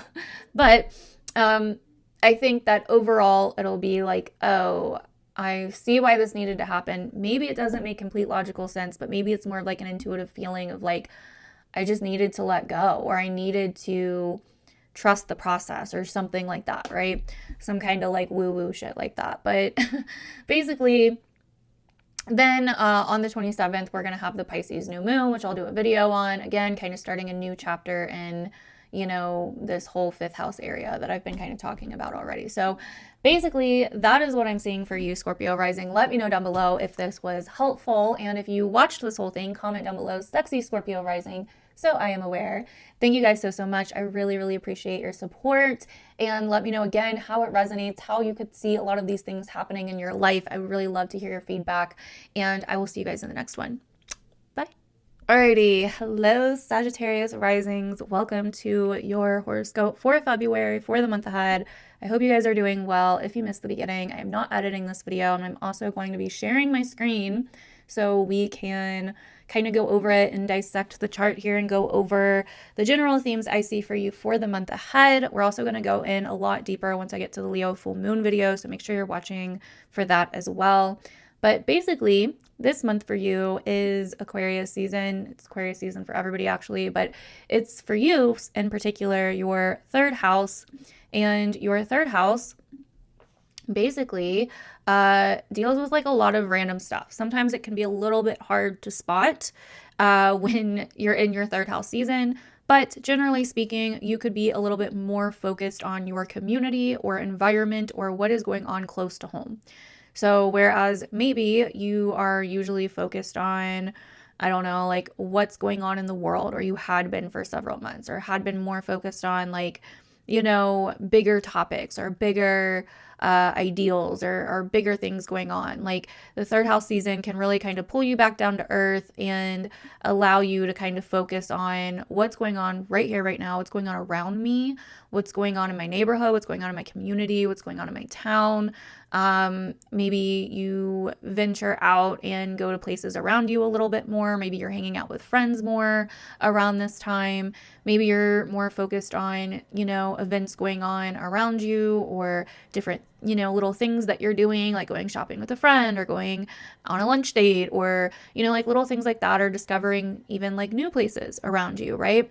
And you've likely been feeling this even at the end of January as we had a ton of transits that started, going over Pluto, really kind of giving you an idea of what Pluto and Aquarius in your third house was really bringing up for you, and so it, could have brought a lot of like really game-changing kind of truths or information or news or situations or whatever up, from the underworld, especially to do with like the town you live in or the community that you live in or your neighborhood or your surroundings or the environment, things like this. Now, this could also be a time, the third house also can rule over like learning new skills and things like that. So this could be a time of like, learning where you're like learning new skills or you're learning new things. This could also be a time where, like I said, you're hanging out with friends more or extended family, siblings. These are really big topics you can see coming up around this time as well. And also short trips and short travels, okay? So this is kind of the third house. It basically rules what is around, like where you live, like what is around where you live and what you do around where you live, right? And so those are the things that you can see come up a lot of the time with this kind of, third house energy. Now, with that being said, though, the first few days of the month are really interesting because we have more of a focus as well this month on your fourth house. as you can see, we have like a conglomerate of planets kind of starting to come in and out of your fourth house. And so the first 3 days of the month are really interesting, as we're going to have the Venus-Neptune node conjunction happening in your fourth house of Pisces. And, you know, this is happening from like the 1st to the 3rd. This is bringing in some kind of like subtle preview or subtle, mysterious kind of glimpse into something that is going to be starting or coming back around over the next couple months. Now, you may not catch it on those first few days of the month, and that's okay. If you don't, it's pretty subtle. I'm actually like super late to getting this out and filming this because I was sick, but for me, it's been kind of subtle. But just know that something, is going to come back around with this, as Venus is going to move forward and then come back and conjunct these planets again over the next couple months. So just be aware of that. That's why I'm kind of bringing it up. It's just more of like, hey, pay attention. There's something kind of dreamy, kind of nostalgic, potentially, kind of like fantasy-like, or that may even feel a little bit weird or out there or unreal or even too good to be true going on with your home and family life, right? Your home and family sector, which is, your fourth house, or your private life, right? And so there could definitely be something going on here, or it could have something to do with that in some way. It could also have something to do with your relationships, as Jupiter is the ruler of Pisces and is in your 7th house of relationships with other people. And so just pay attention. Again, if you don't completely notice anything out of the ordinary, it's okay. We're going to get plenty of time to realize what it is. So anyway, now the next thing I want to talk about is Venus is going to be moving into Aries on the 4th. Okay. And this is interesting and a big deal because this is where she's going to retrograde on March 1st. So again, from the 4th until March 1st, we're also getting previews and hint drops as to what this Venus retrograde is going to be about. Now, Venus is moving into Aries where she is in detriment, and this is your 5th house sector of your heart's desires, children, your love life, romance, dating, what fires you up, like what fires your heart up, what fires your soul up. Venus in Aries is feisty. She kind of is into combat. She's kind of into like confrontation and controversy, right? Like she's kind of like a feral, feisty, like bad girl here, okay? But the problem with that is she's in detriment. So she doesn't have a lot of power here. So she can be feisty, but she may not be able to back it up. And that's kind of the problem. So this is good though, for like, you may start finding yourself really attracted to certain things. You may start finding like you may start realizing you have certain desires or certain like wants that you want to go after and that you start like taking action on, that are easier to kind of take action on. And you start finding that you have motivation to kind of do the things that you like to do and to embrace more pleasure in your life, to find more pleasure in your life, to, go to the entertainment events that you want to go to, or, things like this, right? The problem is that, again, Venus is in detriment in here. So although it may be enjoyable, there could be some kind of downside to it. So you just want to kind of pay attention to that. There is going to be this kind of like attraction to this like ballsy, balls to the wall kind of energy with Venus moving into Aries. Big, bold moves, this desire to make bolder moves, this desire to be bolder and more controversial and more direct, right? But with that, like I said, since Venus isn't very powerful here, there could be somewhat of a downside. So in some way, somehow, it's like, I guess like the way that I could see this happening is like, Venus also rules your 6th house of your work and your 11th house of friends. So it's like, maybe you go to like the Super Bowl or something, right? And which is like very Venus and Aries. Like you go to like the Super Bowl for like entertainment and enjoyment, but with Venus being in Aries, you end up like, I don't know, like spilling something like all over your shirt, which would be very like Venus, and like your whole outfit's like ruined and you're like, well, shit, or you end up going to the Super Bowl, having too much fun and end up like sleeping past your alarm the next day and you're late for work, like something like that, right? It's like, doesn't mean that you can't have fun or that you won't have fun, right? It's just that Venus is in detriment. So you could make moves, or you could do things, go after things that you want, or go after things of entertainment, value, love, pleasure, things like that. But there could be a downside to it. Or with Aries, it can be impulsive and kind of short acting, right? So it's like, it starts off as fun and then it ends up not being as fun. So then you have to move on to the next thing, like something like that, right?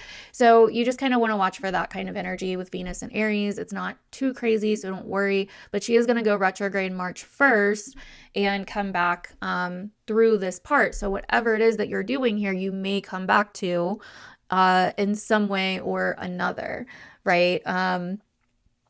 Once she goes retrograde. So also on February 4th, we also have Jupiter finally moving direct and out of its retrograde. So Jupiter's been retrograde since October. So if you've been having some slowdowns or some confusion going on with relationships or a particular relationship with another person, or just relationships in general or other people in general, Jupiter being your ruling planet going direct is really going to help, even though it's in detriment, still isn't very great in Gemini in your opposite sign, but it is going to help, right? So it moving direct is going to help. And plus it'll be on its way out of Gemini, in June. So it is going to help kind of feel like, okay, like there's some kind of forward momentum again, or there's some kind of positive shift forward once Jupiter moves direct. So now the next big thing this month is kind of the biggest thing of all, and I think kind of the biggest story of the month. So, and it starts right around the 9th, although you may start feeling it on the 8th. But on the 9th, we have the Mercury Sun Cazimi happening in Aquarius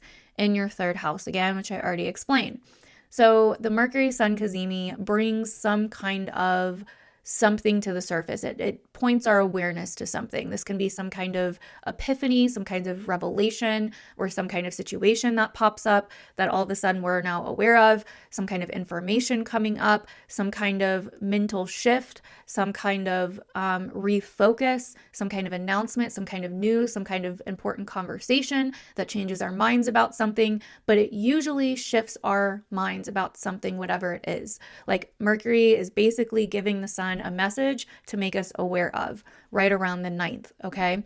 Now, whatever this shift is a really big deal, it seems like, and part of some grander story happening here, because right on that same day, Mars, who's been retrograding in Cancer still in your 8th house of finances and investments, is going to be trining Saturn down in Pisces and your 4th house of your home and family and private life. So there's a positive conversation kind of happening here. But the reason that I think this is connected on, more of a sense than it's just happening on the same day is that Saturn is the ruler of Aquarius. So it is ruling this Mercury Sun Cazimi. Okay. So whatever is coming into your awareness, whatever you're realizing, whatever epiphany you're having, or whatever change of mind or whatever that's happening here is potentially related to your environment or your friends or your social life or your neighborhood community or something going on there, a learning endeavor or something, or your family, your personal life, your private life, your home life. And somehow I believe this Saturn, Mars trine is like, hey, we need to deal with something with some kind of maturity, wisdom, or we need to slow down and be more patient when dealing with something, or there's something here that we're going to have to let go of, or we're going to have to face something, right? These are like, I think the different things that it could bring up for different people, the different, things that it could bring up. They're both water signs, Pisces and Cancer, that is.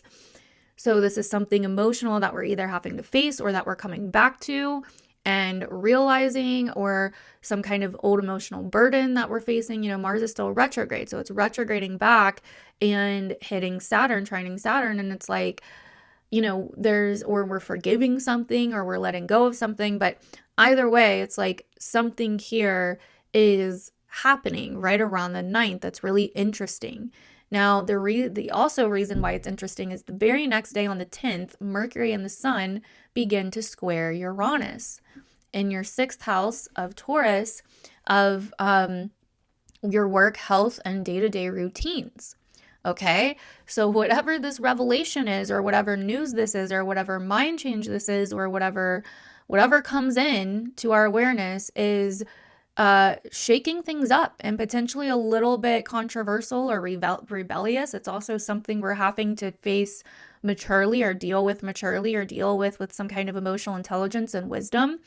It also may be something that causes us to really pause or slow down or say like, wait a second, And then also on top of that, the other huge reason this is important is this is happening as the sun is basically coming into an opposition with the moon, this full moon in Leo that is also squaring Uranus.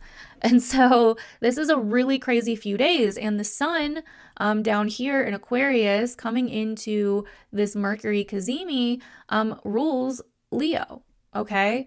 So the sun down here actually rules Leo, where this full moon is happening. And the moon here rules Cancer, where Mars is trining Saturn. And so it's like all of this is like intertwined and interwebbed and connected. Okay. And so the 9th to the 12th, the 9th is that Sun Mercury Cazimi, the 12th is the full moon in Leo. Okay. The 9th to the 12th are the most interesting days of this month, in my opinion. They're all leading up to this full moon. And this full moon is like basically in Leo, like, hey, there's some kind of light to this situation as long as we have integrity, as long as we have honor, as long as we have the courage to be true to ourselves. And yes, that may shake up the status quo, or that may be controversial. But as long as we follow our own authentic values, then that's what matters, right? And so this may shake something up in terms of your work, health, or day-to-day routine. It could also be, and with this being a full moon in the 9th house, you know, this is going to be either an authentic truth for you or an authentic truth happening outside of you that is revealed to you in some way, shape, or form. But there's an integration happening with the sun and Mercury opposite the moon. There's some kind of integration here because, you know, the sun is in Aquarius, but it rules this Leo full moon. So it's like we're having to integrate two different sides here, but also be ourselves and be truthful with ourselves, and while embracing these different aspects of who we are.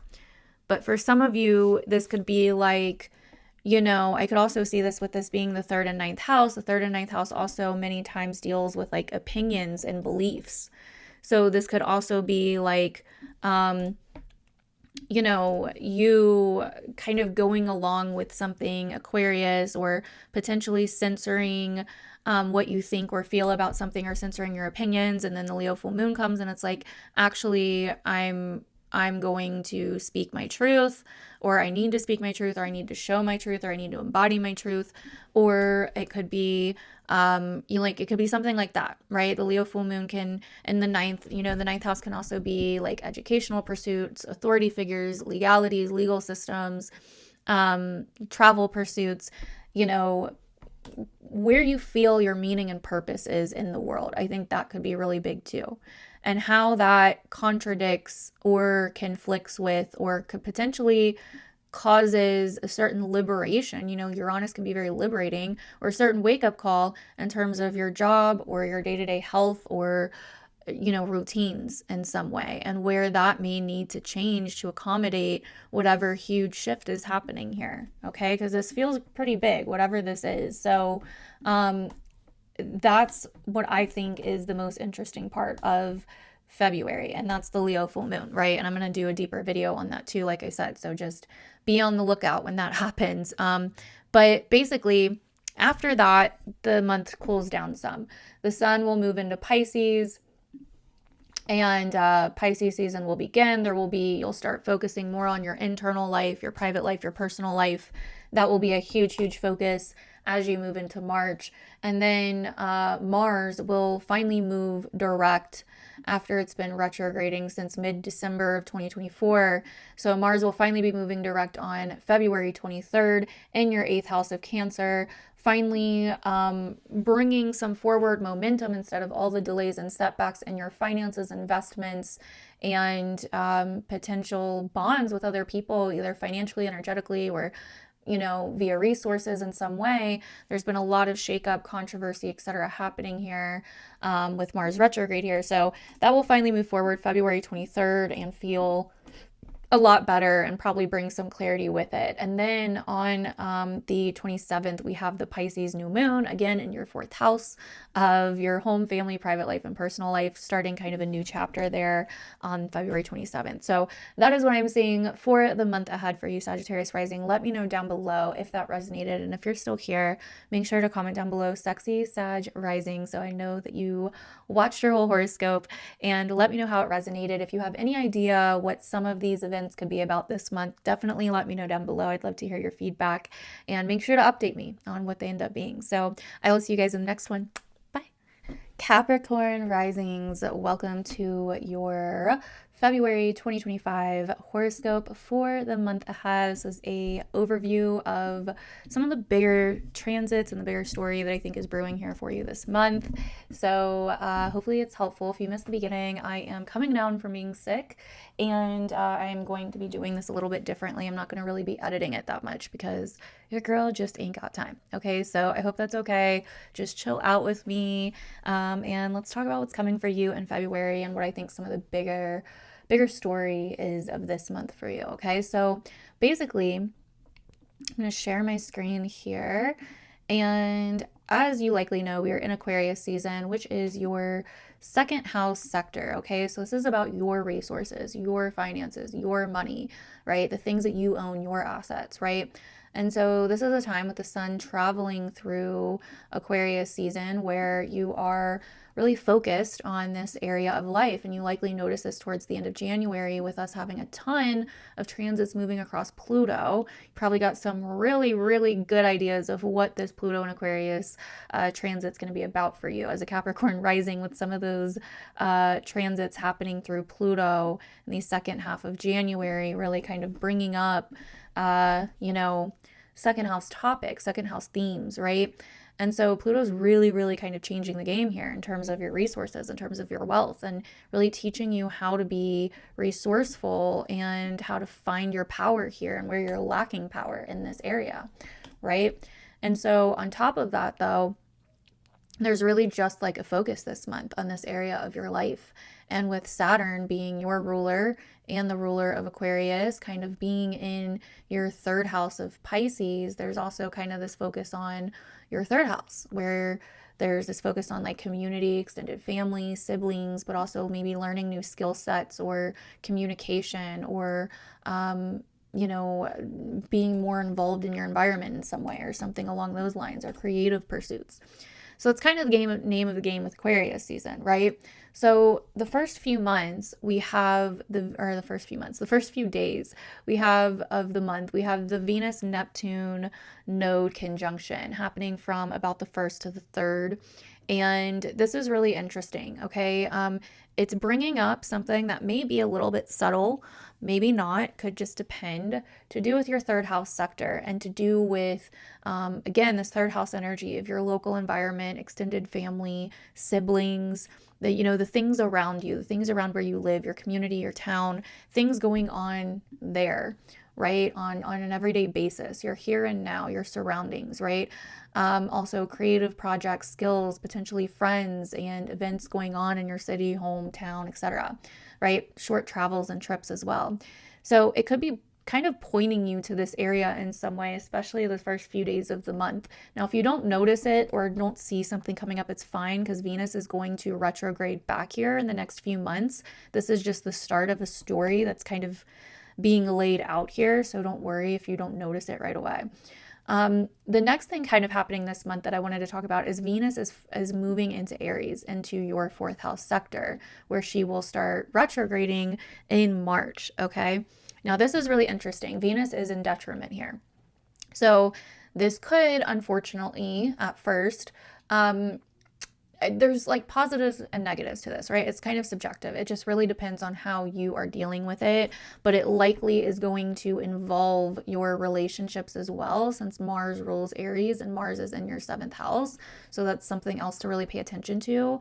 But Venus moving into Aries, like Venus is in detriment in Aries. It's like the goddess is going into a warrior's den, like a tribal feral warrior den or something, right? And it's very different, right? And so she's kind of in detriment here. And this is your fourth house of home, family, your private life, your foundation, your roots, also your past. And so Venus moving in here can be good for like taking action on things that you've been wanting to do or wanting to get done involving your home life. So this could be great for like rearranging or finally getting to work on like a renovation project or something, right? Venus rules beauty, right? Maybe not so great on like, you know, you could, if you start or you're impulsive with it, you could, you know, start working on some projects and then eventually realize, like, once Venus goes retrograde on March 1st, that there's going to be a lot more work than you anticipated, or there's some delays, or you kind of lose interest in it, or you change your mind, right? Because Aries is very fast acting and impulsive, and Venus being in Aries can kind of take on that energy. So it can be like, oh, I want this to look different. I want this to look different. But do you have the energy to back it up? Or are you going to change your mind, right? This could also, I would also say it's probably not a great time to invest in like property or to invest in something that's going to be very costly, right? Just because of this reason as well. Now, this could also be just because Aries is like somewhat confrontational, that you could find that you are a little bit more ballsy with family members, or that they're a little bit more ballsy, right? That there's more of an easier energy of being confrontational happening, or being like conflict is more alluring or attractive around this time. With Venus and Aries, she's kind of like adopting this like Aries badass kind of archetype. But because she's in detriment here, again, can we back it up, right? And that's what we have to pay attention to. We don't want to just stir the pot because it sounds fun that day with a family member and it leads to some dramatic like fallout. You know what I mean? Like that we weren't anticipating just because we wanted to be a little bit devious. You know what I mean? Like, so that's what we have to kind of pay attention to. And again, because Venus being in Aries is also kind of lighting up Mars in Cancer. This can tie in your relationship. So being more edgy with your spouse, and you've likely already been having an edgier time with your spouse or your partner or other people in general if you're not in a relationship with Mars and Cancer. It's already probably felt like people around you seem like they are PMSing constantly or easily irritated, or maybe you're getting easily irritated with them, you know, and seeing how they are acting, or maybe they are being frustrating, and or you know, they're frustrating you in some way, you know, like whatever the case may be. There's been a lot of drama here, or potentially a lot of conflict, a lot of like fiery emotions basically, or a lot of intense emotions happening within your relationship or relationships with other people. And, you know, again, that could trickle into your home and family, or affect, you know, a living situation or living agreement if you're not careful, right? Just because you feel like being feisty and stirring the pot, right? Now, you know, I mean, those are just examples, but either way, there is this kind of energy that is affecting your fourth house of home and family, agreements with home and family, keeping the peace with home and family in your private life. That's not going to be as prevalent with Venus moving through Aries. It's kind of going to be like, do you keep the peace, or do you do what you really want to do? Aries does what it really wants to do. Okay. Or you could be, I mean, it could even be the other way around, where you're finding that, you know, your partner or your roommate or someone that you have a connection to that is involved in your home and family life in some way is, you know, being the feisty one, or being the one that is causing issues in your home life, or disrupting the peace in the home, family, private life, personal life sector, right? So these are some of the things. Like I said, there's going to be pros and cons to it. It's not necessarily all going to be bad, and Venus is going to turn around and retrograde back and eventually go back into Pisces as well. But whatever comes up during this time from the 4th till March 1st is going to come back around, okay? So the other thing on the 4th is Jupiter is going to move direct, which is going to be very helpful because Jupiter has been retrograde, and Jupiter moving direct is going to bring in more clarity and more opportunities back into your work, health, and day-to-day routines. It's been retrograding here since October, so you've likely been reflecting a lot in this area, or maybe somewhat confused, or certain projects or things you were doing there have been somewhat delayed, or not focused on as much. So Jupiter finally moving direct there again is going to feel very good. So And that all happens on the 4th. Venus moving into Aries and Jupiter going direct. All happens on the 4th. Now, on the 9th, this is where everything starts really getting interesting. So we have the Mercury Sun Cazimi happening, right? In your second house of Aquarius. Again, finances, your resources, your assets, what you own, what you have, your energy, your time, your priorities and values, etc. Mercury and the Sun are coming into their conjunction here. So there's something that you are getting clear about, or something that you're becoming aware of, that is either like an epiphany or a mental shift or a light bulb moment, or maybe like a information you're becoming aware of, or an announcement that you're making that's really, really important here. Because on that same day, on the 9th, Mars and Saturn are coming into their trine, and Mars is still retrograding at this time. And as Mars is coming back through Cancer, it's trining Saturn and Pisces in your 3rd house. So there is something going on here with, again, your environment, location, town, city, short travels, friends, communication skill set, and your relationships with other people. And so this tells me that it's like something that has been potentially tense or hectic.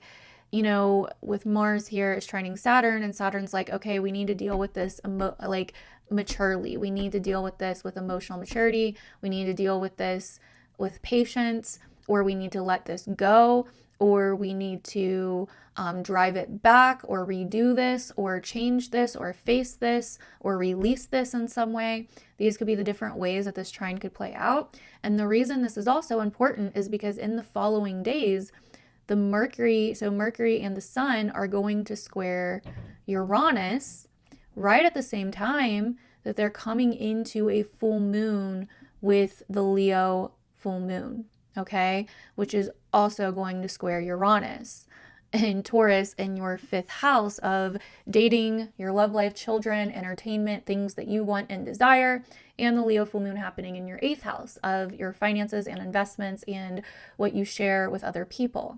So this is really an interesting fucking web of shit here happening. So it's an interesting story building, and it starts with you kind of realizing something, or something coming into your awareness in some way, shape, or form about your values, priorities, finances, resources, assets, the things that you own, and what you want to do there, or how to shift or change something there. And then how to potentially deal with a problem with someone else, or an emotional situation that's been ongoing with maybe relationships, and also, your environment or your surroundings, town, short travels, etc., extended family, etc.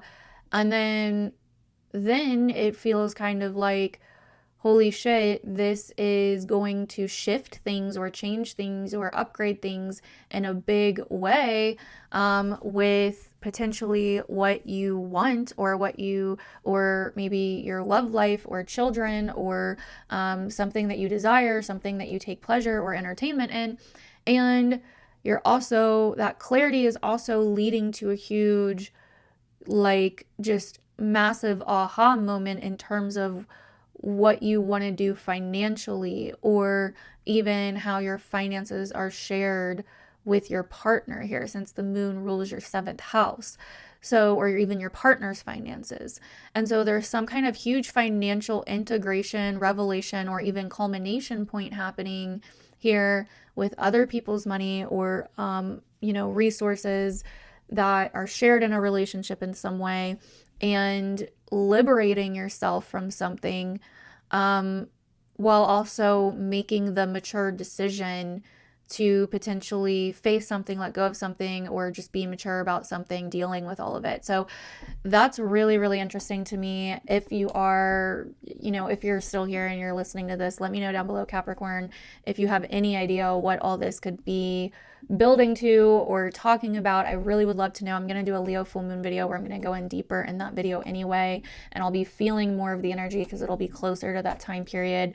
I like when I'm, you know, days away from it, I can like really feel it, and it just kind of starts speaking through me. So it's like I'm able to get like a lot more deeper on it. But I would love to know what you think that is kind of, you know, building up to for you, if you have any idea. But all that is happening from the 9th to the 12th, you know, give or take a day or two, obviously. But yeah, that is very, very interesting. That's like the biggest peak moment story of the month here. So after that, things kind of chill out. The sun will move into Pisces, and Pisces season will begin.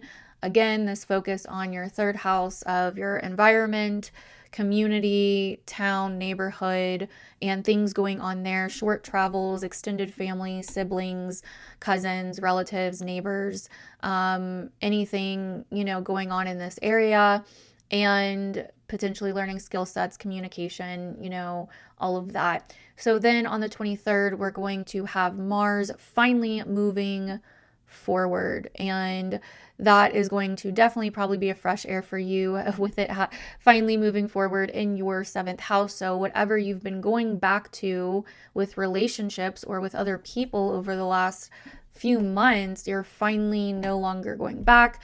You start realizing and getting clarity on what needs to change or what has changed and how to move forward here.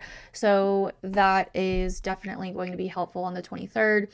And then on the 27th, we will have the Pisces new moon happening in your 3rd house, starting a new chapter in that 3rd house sector. So that is what I'm seeing for you this month, Capricorn.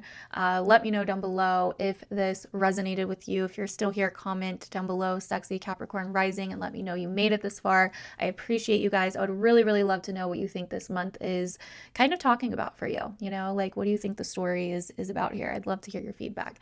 Thank you guys so much for watching, and I will see you guys in the next one.